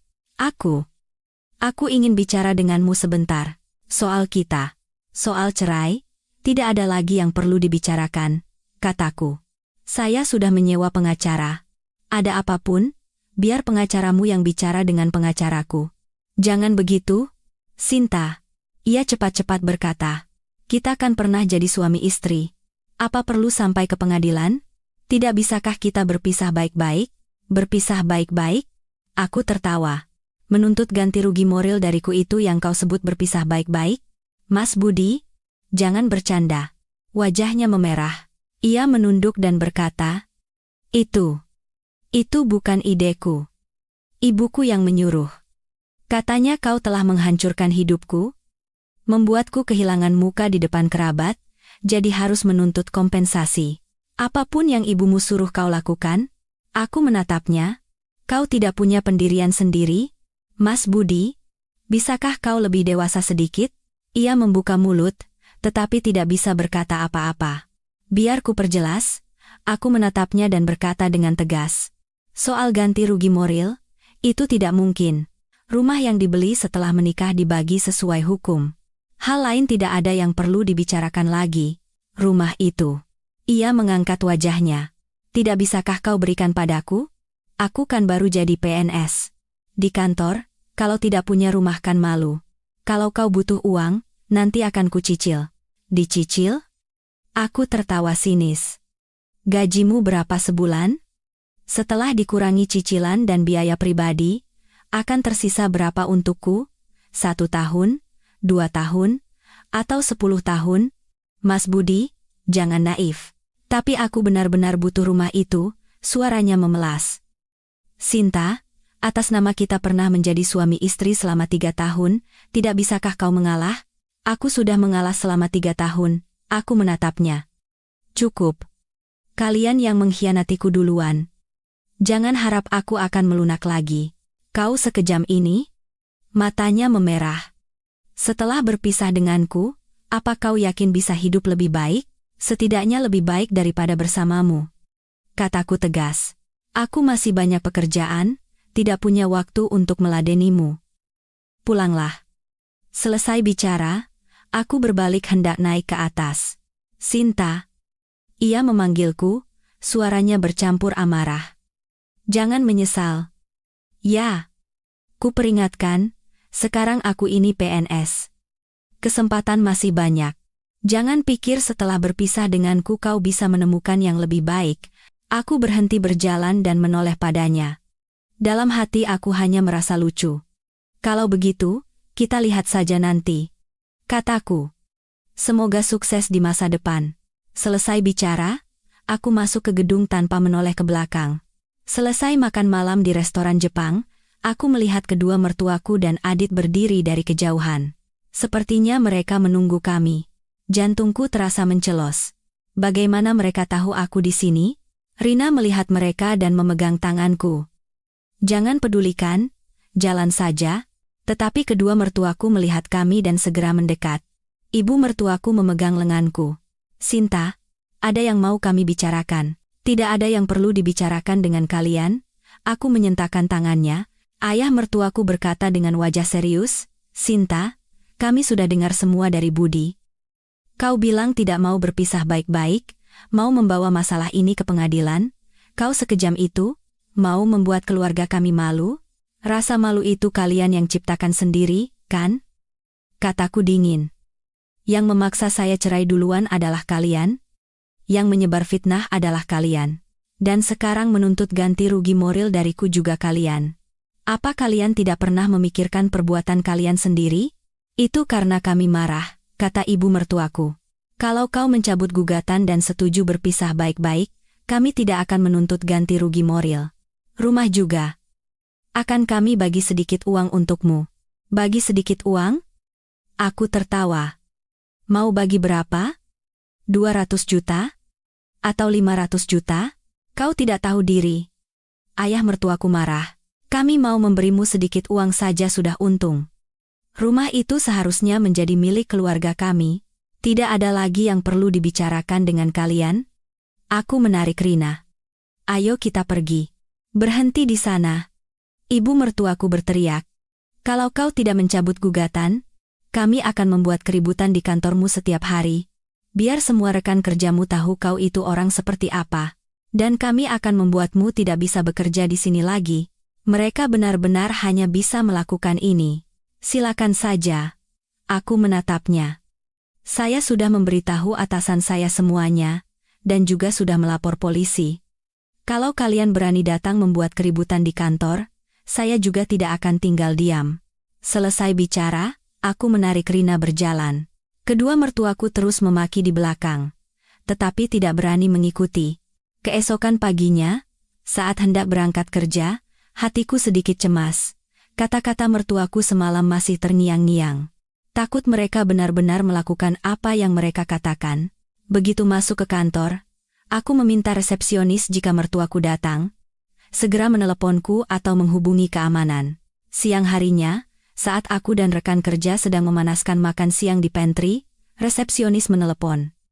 Bu Sinta. Gawat. Mertua ibu datang. Sekarang sedang mencari ibu di lobi, tidak mau mendengarkan siapapun, jantungku terasa mencelos. Yang ditakutkan akhirnya terjadi, mereka benar-benar berani datang. Turun dari lift, aku melihat kerumunan di lobi dari kejauhan. Kedua mertuaku duduk di lantai, meratap. Banyak karyawan yang menonton. Ibu mertuaku menepuk-nepuk pahanya dan menangis tersedu-sedu. Semuanya. Lihat ini. Lihat menantu tidak tahu diuntung ini. Anak yang sudah kami besarkan susah payah. Sekarang perempuan ini sudah merasa hebat. Cari uang sedikit. Mau mendepaknya. Memaksa anak kami cerai. Mana ada hukum seperti ini di dunia? Ayah mertuaku ikut menimpali di sampingnya. Betul. Anak kami, Budi, apa salahnya? Demi dia berusaha keras ujian selama 3 tahun agar dapat kerjaan stabil. Sekarang begitu membaik, perempuan ini malah berubah hati. Perempuan tidak tahu berterima kasih seperti ini harus disambar petir. Karyawan di sekitar berbisik-bisik dan menatapku. Beberapa mengeluarkan ponsel untuk mengambil foto. Aku marah hingga tubuhku gemetar. Mereka sampai berani membuat keributan di kantorku. Benar-benar tidak tahu malu. Kalian bicara sembarangan apa di sini? Aku segera berjalan mendekat dan berteriak keras. Melihatku, kedua mertuaku berhenti menangis, bangkit berdiri dan hendak mendekatiku. Sinta, akhirnya kau keluar juga. Ayo pulang dengan kami, jangan membuat malu di sini. Siapa yang sebenarnya membuat malu? Aku menyentakkan tangannya. Kalian datang ke kantorku, membuat keributan. Apa hak kalian mengatakan aku membuat malu? Kami tidak punya pilihan. Ayah mertuaku menghela napas. Kau tidak mau bicara baik-baik dengan kami? Jadi terpaksa kami datang ke sini? Tidak ada lagi yang perlu dibicarakan dengan kalian. Aku menatap mereka. Kalau mau bicara, biar pengacaramu yang bicara dengan pengacaraku. Sekarang pulanglah. Kalau tidak, saya panggil keamanan. Panggil saja. Kau pikir kami takut? Ibu mertuaku membusungkan dada. Hari ini kalau kau tidak pulang dengan kami dan tidak mencabut gugatan, kami tidak akan pergi. Kami akan membuat keributan di sini biar semua orang tahu kau itu orang seperti apa, dan kami akan membuatmu tidak bisa bekerja di sini. Saat kedua mertuaku sedang berdebat, Rina berlari dengan terengah-engah. Sinta, aku datang. Ia melihat pemandangan di depannya dan langsung mengerti situasinya. Ia berlari ke depan, menunjuk wajah kedua mertuaku dan berkata, orang tua ini membuat keributan lagi, yang di rumah sakit kemarin belum cukup, sekarang sampai ke kantor Sinta? Mau mati? Ya? Orang luar jangan ikut campur. Maki ibu mertuaku. Mau ikut campur. Memangnya kenapa? Rina tidak mau kalah. Sinta itu temanku. Aku tidak akan membiarkan kalian mengganggunya. Cepat pulang sekarang. Kalau tidak aku juga tidak akan tinggal diam. Petugas keamanan tidak ragu-ragu, memegang kedua mertuaku dan menyeret mereka keluar. Kedua mertuaku meronta dan memaki dengan kata-kata kasar. Sinta, kau lihat saja. Masalah ini belum selesai, teriak ibu mertuaku saat diseret keluar. Kerumunan di lobi perlahan bubar, tetapi banyak yang menatapku dengan tatapan aneh. Aku berpikir, gawat, pasti akan ada gosip. Siang harinya, atasan memanggilku ke ruangannya. Wajahnya tampak sedikit serius. Bu Sinta, soal yang terjadi di lobi tadi, saya sudah dengar semua. Sebenarnya ada apa? Coba ceritakan. Aku ragu sejenak, lalu menceritakan semuanya. Atasan mendengarkan dan menghela napas. Keluargamu ada masalah seperti ini? Kenapa tidak bilang dari awal? Saya tidak ingin masalah pribadi mengganggu pekerjaan, Pak. Maaf sudah membuat nama baik perusahaan tercoreng. Bukan salahmu. Atasan melambaikan tangan. Masalah seperti ini tidak ada yang mau terjadi. Jangan khawatir. Perusahaan ada di pihakmu. Saya sudah perintahkan bagian umum. Selanjutnya orang luar tidak boleh masuk ke lobi. Dan keamanan akan meningkatkan patroli. Soal hari ini, saya akan jelaskan di rapat divisi agar tidak ada gosip. Mendengar kata-kata atasan, aku merasa sangat terharu. Terima kasih, Pak. Menjelang sore, aku mendapat pesan dari teman pengacaraku. Katanya pengadilan sudah menerima gugatan, dan sidang pertama akan digelar pertengahan bulan depan. Akhirnya, akan disidangkan. Aku merasa gugup sekaligus bersemangat.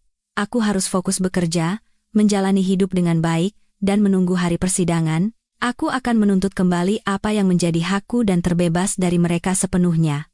Aku percaya, keadilan meskipun datang terlambat, tidak akan pernah absen. Apa yang mereka utangkan padaku, suatu hari nanti harus mereka bayar satu persatu. Setelah kedua mertuaku membuat keributan di kantor, meskipun atasan sudah membantu menjelaskan, di belakang masih banyak yang bergosip. Aku tahu mulut orang lain tidak bisa dilarang, menjelaskan pun tidak ada gunanya. Hanya bisa dibuktikan dengan tindakan. Saat itu, aku mencurahkan seluruh energiku untuk pekerjaan. Proyek berjalan sangat lancar dan mendapat banyak pujian dari klien. Tatapan rekan-rekan kerja perlahan berubah, dari rasa penasaran dan ingin tahu di awal, menjadi rasa hormat dan kagum. Jumat siang, saat aku sedang merapikan dokumen, resepsionis menelepon lagi. Bu Sinta, mertua ibu datang lagi. Kali ini bersama suaminya, katanya mau membuat perhitungan dengan ibu di lobi. Aku mengerutkan kening. Mereka benar-benar tidak menyerah. Kali ini membawa Budi. Mungkin mau main drama minta belas kasihan atau mau membuat keributan bersama. Aku menarik napas dalam-dalam, mengeluarkan alat perekam suara dari laci. Ini yang sudah kusiapkan sebelumnya. Di dalamnya ada suara kedua mertuaku yang memaksaku cerai, menyebar fitnah, dan suara Budi yang membela ibunya.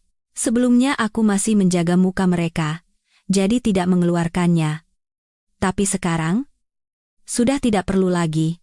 Melihatku turun, ibu mertuaku langsung berlari dan berteriak di depan wajahku. Sinta, dasar perempuan rendahan. Berani-beraninya kau menyuruh keamanan mengusir kami? Kau sudah gila. Ini perusahaanku. Kalian datang membuat keributan, keamanan tentu saja harus mengusir kalian. Itu wajar, kataku dingin.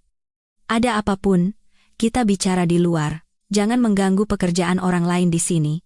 Bicara di luar? Aku mau bicara di sini. Suara ibu mertuaku meninggi. Semuanya, lihat ini, perempuan tidak tahu diuntung ini. Anak kami baru jadi PNS, dia sudah mau minta cerai. Masih mau merebut harta keluarga kami. Uang yang dia hasilkan setiap bulan itu dipakai untuk memelihara laki-laki lain.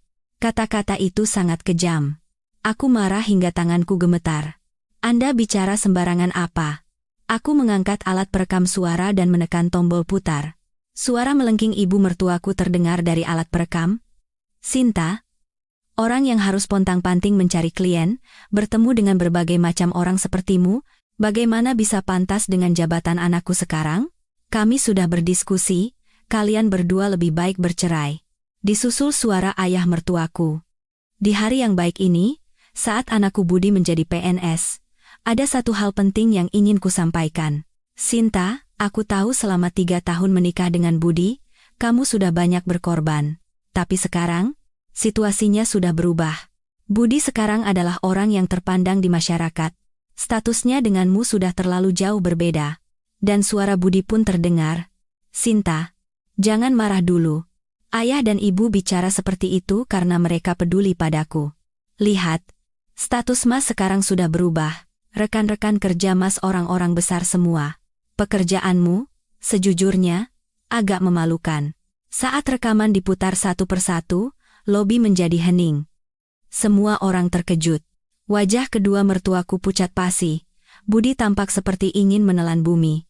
Semuanya sudah dengar, kan? Aku mematikan alat perekam dan menatap kedua mertuaku, yang memaksa saya cerai duluan dan mengatakan saya tidak pantas untuk anak mereka adalah mereka sendiri. Sekarang datang ke kantorku, menyebar fitnah mengatakan saya memelihara laki-laki lain. Semuanya, sebenarnya siapa yang tidak tahu diuntung dan siapa yang tidak tahu malu? Bisik-bisik terdengar dari kerumunan. Oh, jadi begitu ceritanya. Kukira perempuan ini yang tidak baik, mertuanya keterlaluan sekali. Anaknya baru jadi PNS sudah memaksa menantunya cerai. Suaminya juga menyedihkan, bisa-bisanya membela orang tuanya. Kedua mertuaku malu hingga tidak tahu harus berbuat apa. Mereka menarik Budi hendak pergi. Berhenti di sana. Aku memanggil mereka. Mulai sekarang, jangan datang membuat keributan di kantorku lagi. Kalau tidak, saya akan kirim rekaman ini ke atasan anak kalian, biar dia tahu orang tua seperti apa kalian, dan suami seperti apa anak kalian. Budi membeku, berhenti berjalan. Yang paling ia takuti adalah reputasinya di tempat kerja. Kata-kataku tepat menusuk jantungnya. Berani kau?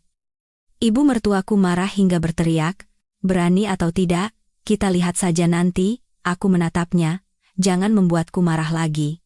Kedua mertuaku tidak berani berkata apa-apa lagi, menarik Budi pergi seperti tikus. Kerumunan menatapku dengan tatapan simpati dan dukungan. Beberapa rekan kerja mendekat untuk menenangkanku, mengatakan jangan pedulikan orang seperti itu. Kembali ke kantor, aku merasa jauh lebih lega. Meskipun sudah benar-benar pecah hubungan dengan mereka, setidaknya aku sudah membuktikan diriku tidak bersalah dan membuat rekan-rekan kerja tahu yang sebenarnya. Aku tahu kedua mertuaku, dan Budi tidak akan menyerah begitu saja, tetapi aku tidak takut lagi. Aku punya bukti, pekerjaan, teman, dan dukungan hukum. Mereka tidak bisa berbuat apa-apa padaku. Seminggu sebelum sidang, aku mendapat telepon dari teman pengacaraku. Katanya pengacara Budi menghubunginya, ingin bertemu sebelum sidang untuk membicarakan syarat cerai dan melihat apakah bisa mediasi. Aku sedikit heran. Mereka sudah membuat keributan sedemikian rupa, sekarang tiba-tiba minta mediasi. Apa mereka sadar tidak akan menang? Jadi mau mencari cara untuk mendapatkan keuntungan sebanyak mungkin? Boleh. Jawabku. Waktu dan tempat? Kau yang tentukan. Siang keesokan harinya, aku tiba di kantor pengacara sesuai jadwal. Budi dan pengacaranya sudah datang. Anehnya, kedua mertuaku juga ikut. Semua sudah lengkap, kalau begitu kita mulai saja, kata teman pengacaraku. Posisi Bu Sinta adalah, rumah yang dibeli setelah menikah dibagi sesuai proporsi investasi. Uang muka dan cicilan yang telah ia bayar ada bukti transfernya. Ia seharusnya mendapatkan bagian mayoritas. Aset lain dibagi dua, dan ia tidak akan membayar ganti rugi moral. Pengacara Budi membetulkan kacamatanya dan berkata, posisi klien saya adalah, rumah bisa diberikan pada Bu Sinta, tetapi harus memberikan kompensasi sebesar 7 miliar rupiah pada Pak Budi. Bagaimanapun juga, rumah ini diajukan atas nama Pak Budi. Tanpa dia, tidak mungkin bisa membeli rumah ini. 7 miliar? Lebih baik merampok saja. Aku tak bisa menahan tawa. Uang muka sebagian besar saya yang bayar, cicilan juga saya yang bayar. Dia hanya membayar beberapa ratus juta. Apa haknya menuntut 7 miliar? Paling banyak 2 miliar. Lebih dari itu, tidak bisa sepeser pun. 2 miliar? Kau kira mengemis? Ibu mertuaku langsung berteriak. Rumah itu sekarang harganya berapa? Tanpa budi kami, apa kau bisa tinggal di rumah sebagus itu? 7 miliar itu masih kurang. Paling banyak 3 miliar, kataku. Itu batas akhir saya. Kalau tidak setuju, kita bertemu di pengadilan. 3 miliar tidak bisa. Paling tidak 5 miliar. Ayah mertuaku bersikeras. Kalau begitu, tidak ada lagi yang perlu dibicarakan. Aku bangkit berdiri. Sampai jumpa di pengadilan. Sinta, jangan begitu. Budi mengangkat wajahnya menatapku. Kita kan pernah jadi suami istri. Apa perlu sampai seperti ini? Kita ambil jalan tengah saja. 5 miliar ya? Nanti akan kucicil.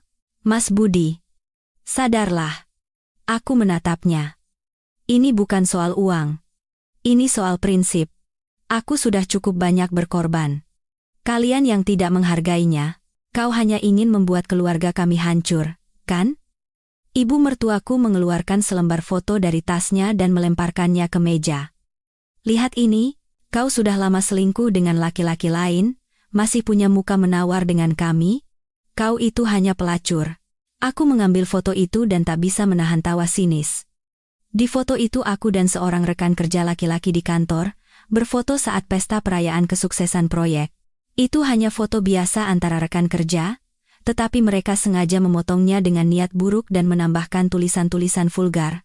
Ini bukti yang kalian maksud? Aku menatap mereka. Ini rekan kerjaku. Kami hanya berfoto saat pesta. Kalian benar-benar rendahan? Mana kami tahu kalian rekan kerja? Kurasa dia selingkuhanmu, kata ibu mertuaku. Cukup. Aku menggebrak meja. Kalian keterlaluan. Menggunakan foto palsu seperti ini untuk memfitnahku. Apa kalian tidak punya nurani? Kami hanya bicara fakta, kata ayah mertuaku. Fakta? Kurasa kalian hanya bicara kebohongan. Aku mengeluarkan ponsel dan memutar rekaman suara Adit. Suara Adit terdengar dari ponsel. Bu, foto ini aku ambil dari Facebook Sinta. Aku edit sedikit pakai Photoshop, dijamin tidak ada yang tahu. Nanti bilang saja dia selingkuh, kita lihat apa yang bisa dia lakukan. Disusul suara ibu mertuaku. Anakku pintar sekali. Lakukan seperti itu. Kita harus menepaknya dengan tangan kosong. Rekaman ini diam-diam kurekam saat mendengar dari tetangga bahwa Adit berjudi lagi. Tidak kusangka akan berguna hari ini. Kedua mertuaku dan Budi mendengar rekaman itu dan wajah mereka langsung pucat. Pengacara Budi juga terpaku, mungkin tidak menyangka mereka akan sejauh ini. Sekarang, bagaimana? Aku menatap mereka. Memalsukan bukti dan mencemarkan nama baik. Apa kalian siap bertanggung jawab secara hukum? Tangan ibu mertuaku gemetar, tidak bisa bicara, ayah mertuaku menunduk, tidak berani menatapku. Pengacara Budi bangkit berdiri dan berkata kepada Budi, Pak Budi, tindakan kalian ini terlalu gegabah. Ini akan membuat posisi kita sangat lemah. Saya sarankan terima saja syarat dari Bu Sinta. Budi ragu sejenak, melirik orang tuanya, lalu menatapku, akhirnya ia mengangguk. Baiklah, 3 miliar. Ibu mertuaku hendak mengatakan sesuatu, tetapi ayah mertuaku menahannya. Ayah mertuaku menghela napas dan berkata, sudah. Begitu saja. Kita kalah. Akhirnya, masalah selesai. Aku menghela napas lega dalam hati. Teman pengacaraku segera menulis surat perjanjian cerai. Aku dan Budi menandatanganinya. Sesuai perjanjian, rumah menjadi milikku, dan aku harus memberikan kompensasi 3 miliar rupiah kepada Budi, aset lain menjadi milik masing-masing. Keluar dari kantor pengacara, sinar matahari di luar terasa terik. Aku menoleh ke belakang sekilas. Kedua mertuaku dan Budi masih berdiri di depan pintu, menatapku dengan tatapan yang rumit. Aku tidak berhenti lagi, berbalik dan berjalan pergi. Mulai detik ini, aku dan mereka tidak ada hubungan apa-apa lagi. Proses perceraian berjalan lancar. Setelah akta cerai terbit dan melihat namanya hilang dari dokumenku, hatiku tidak merasa sedih, malah merasa lega. Rina sengaja mengadakan pesta untuk merayakan kebebasanku. Kehidupan setelah bercerai tenang dan penuh.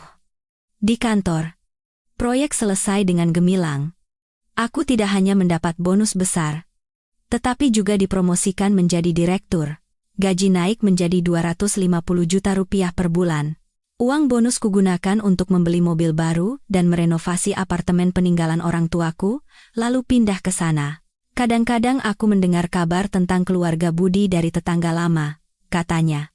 Setelah Budi mendapat uang 3 miliar, tak lama kemudian kedua mertuaku menggunakan uang itu untuk membayar utang judi Adit. Adit bukan hanya tidak berhenti, malah semakin parah. Utangnya terus bertambah. Di rumah setiap hari ada telepon penagih utang. Tidak ada ketenangan. Gaji Budi tidak cukup untuk pengeluaran dan harus membayar cicilan rumah. Hidupnya sangat sulit. Dulu semua pengeluaran di rumah aku yang urus, dia tidak pernah pusing. Sekarang tidak ada yang mengurusinya lagi, bahkan bayar listrik dan air pun tidak bisa, sering diputus. Kedua mertuaku juga tidak tinggal diam, setiap hari bertengkar di rumah, saling menyalahkan karena salah mendidik anak. Dan kadang-kadang memakiku, mengatakan semua ini karena aku yang membuat keluarga mereka hancur.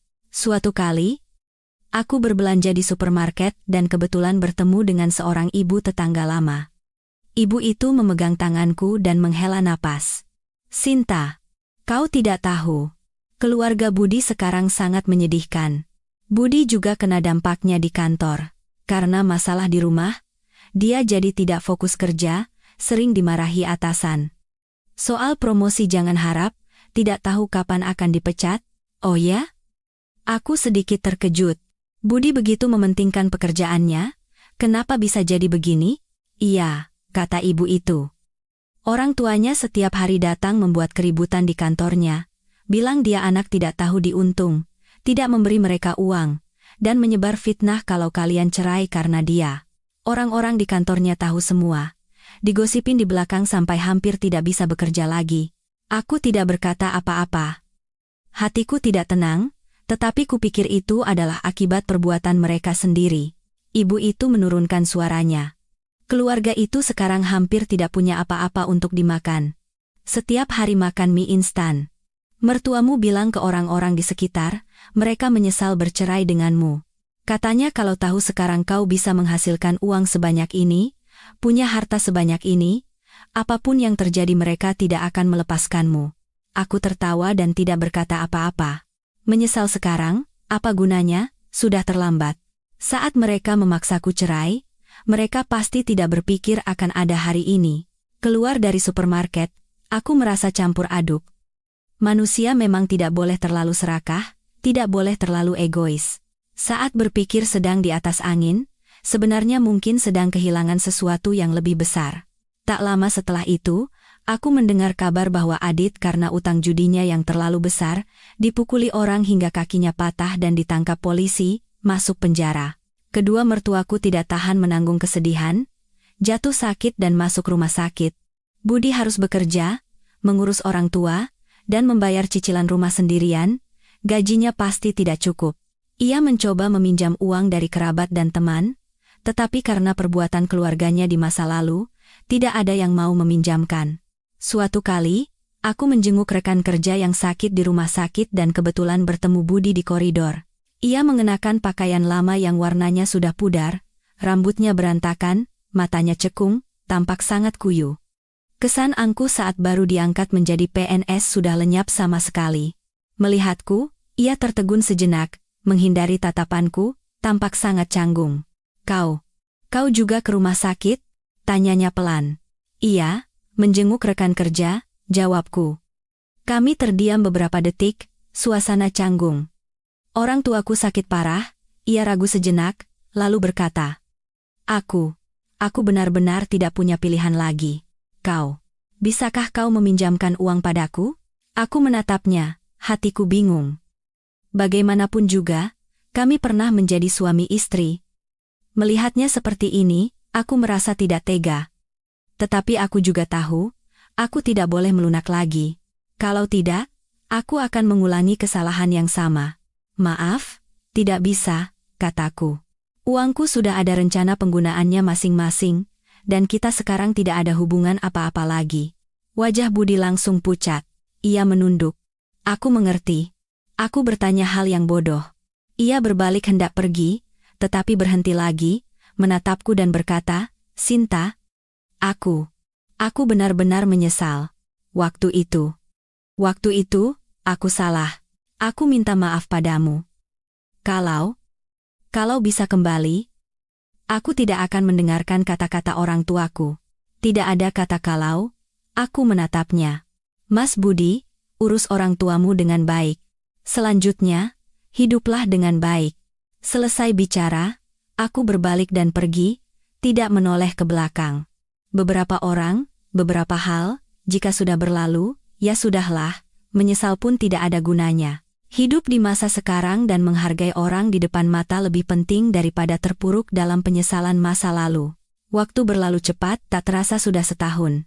Hidupku semakin baik, pekerjaan lancar, pendapatan stabil, dan aku punya pacar baru. Dia seorang eksekutif di perusahaan mitra kami. Dewasa, tenang, dan sangat baik padaku. Menghargai pemikiran dan keputusanku. Kami sudah bertemu dengan kedua keluarga. Semua setuju, dan berencana menikah tahun depan. Apartemen peninggalan orang tuaku harganya sudah naik banyak. Aku menyewakannya, mendapat penghasilan tambahan setiap bulan. Aku menggunakan uangku sendiri untuk membeli rumah baru di lokasi yang lebih baik, mendekorasinya sesuai seleraku, dan tinggal dengan nyaman. Kadang-kadang aku masih mendengar kabar tentang keluarga Budi dari tetangga lama, Katanya kedua mertuaku akhirnya tidak tahan dengan penyakitnya dan meninggal di rumah sakit. Budi karena kerja keras dan stres yang menumpuk, melakukan kesalahan besar di kantor dan dipecat. Ia kehilangan pekerjaan stabil yang dulu ia banggakan. Rumahnya disita bank karena tidak bisa membayar cicilan. Budi menjadi tunawisma, menyewa kamar kecil di luar. Ia menjadi semakin pendiam, setiap hari hanya melamun, hidup tanpa semangat. Suatu kali, aku mengemudi melewati pasar dan kebetulan melihat Budi sedang memunguti sayuran yang dibuang oleh pedagang. Ia mengenakan pakaian lama yang kotor, tampak sangat menyedihkan. Hatiku mencelos sejenak, tetapi segera kembali tenang. Semua ini adalah jalan yang ia pilih sendiri. Dia dan keluarganya yang mendorong diri mereka ke titik ini, selangkah demi selangkah. Jika waktu itu mereka tidak egois, tidak serakah, tidak memaksaku cerai, mungkin sekarang ceritanya akan berbeda. Aku mungkin akan terus bekerja dengan baik, Budi mungkin akan maju dalam karirnya, kami mungkin bisa hidup bahagia bersama. Tetapi dunia ini tidak ada kata jika, yang ada hanya hasil dan konsekuensi. Aku tidak menghentikan mobil, tidak menyapanya, hanya terus melaju dalam diam. Beberapa orang, beberapa hal, jika sudah berlalu, ya sudahlah. Tidak perlu menoleh ke belakang. Hidupku sudah memulai babak baru. Aku bukan lagi Sinta yang hanya berputar di sekitar keluarga dan menanggung derita. Aku adalah direktur Sinta yang mandiri, percaya diri, dan hidup untuk diriku sendiri. Aku percaya, masa depanku akan semakin baik. Dan orang-orang yang pernah menyakitiku di masa lalu telah menerima ganjaran atas perbuatan mereka. Mungkin, inilah akhir yang terbaik.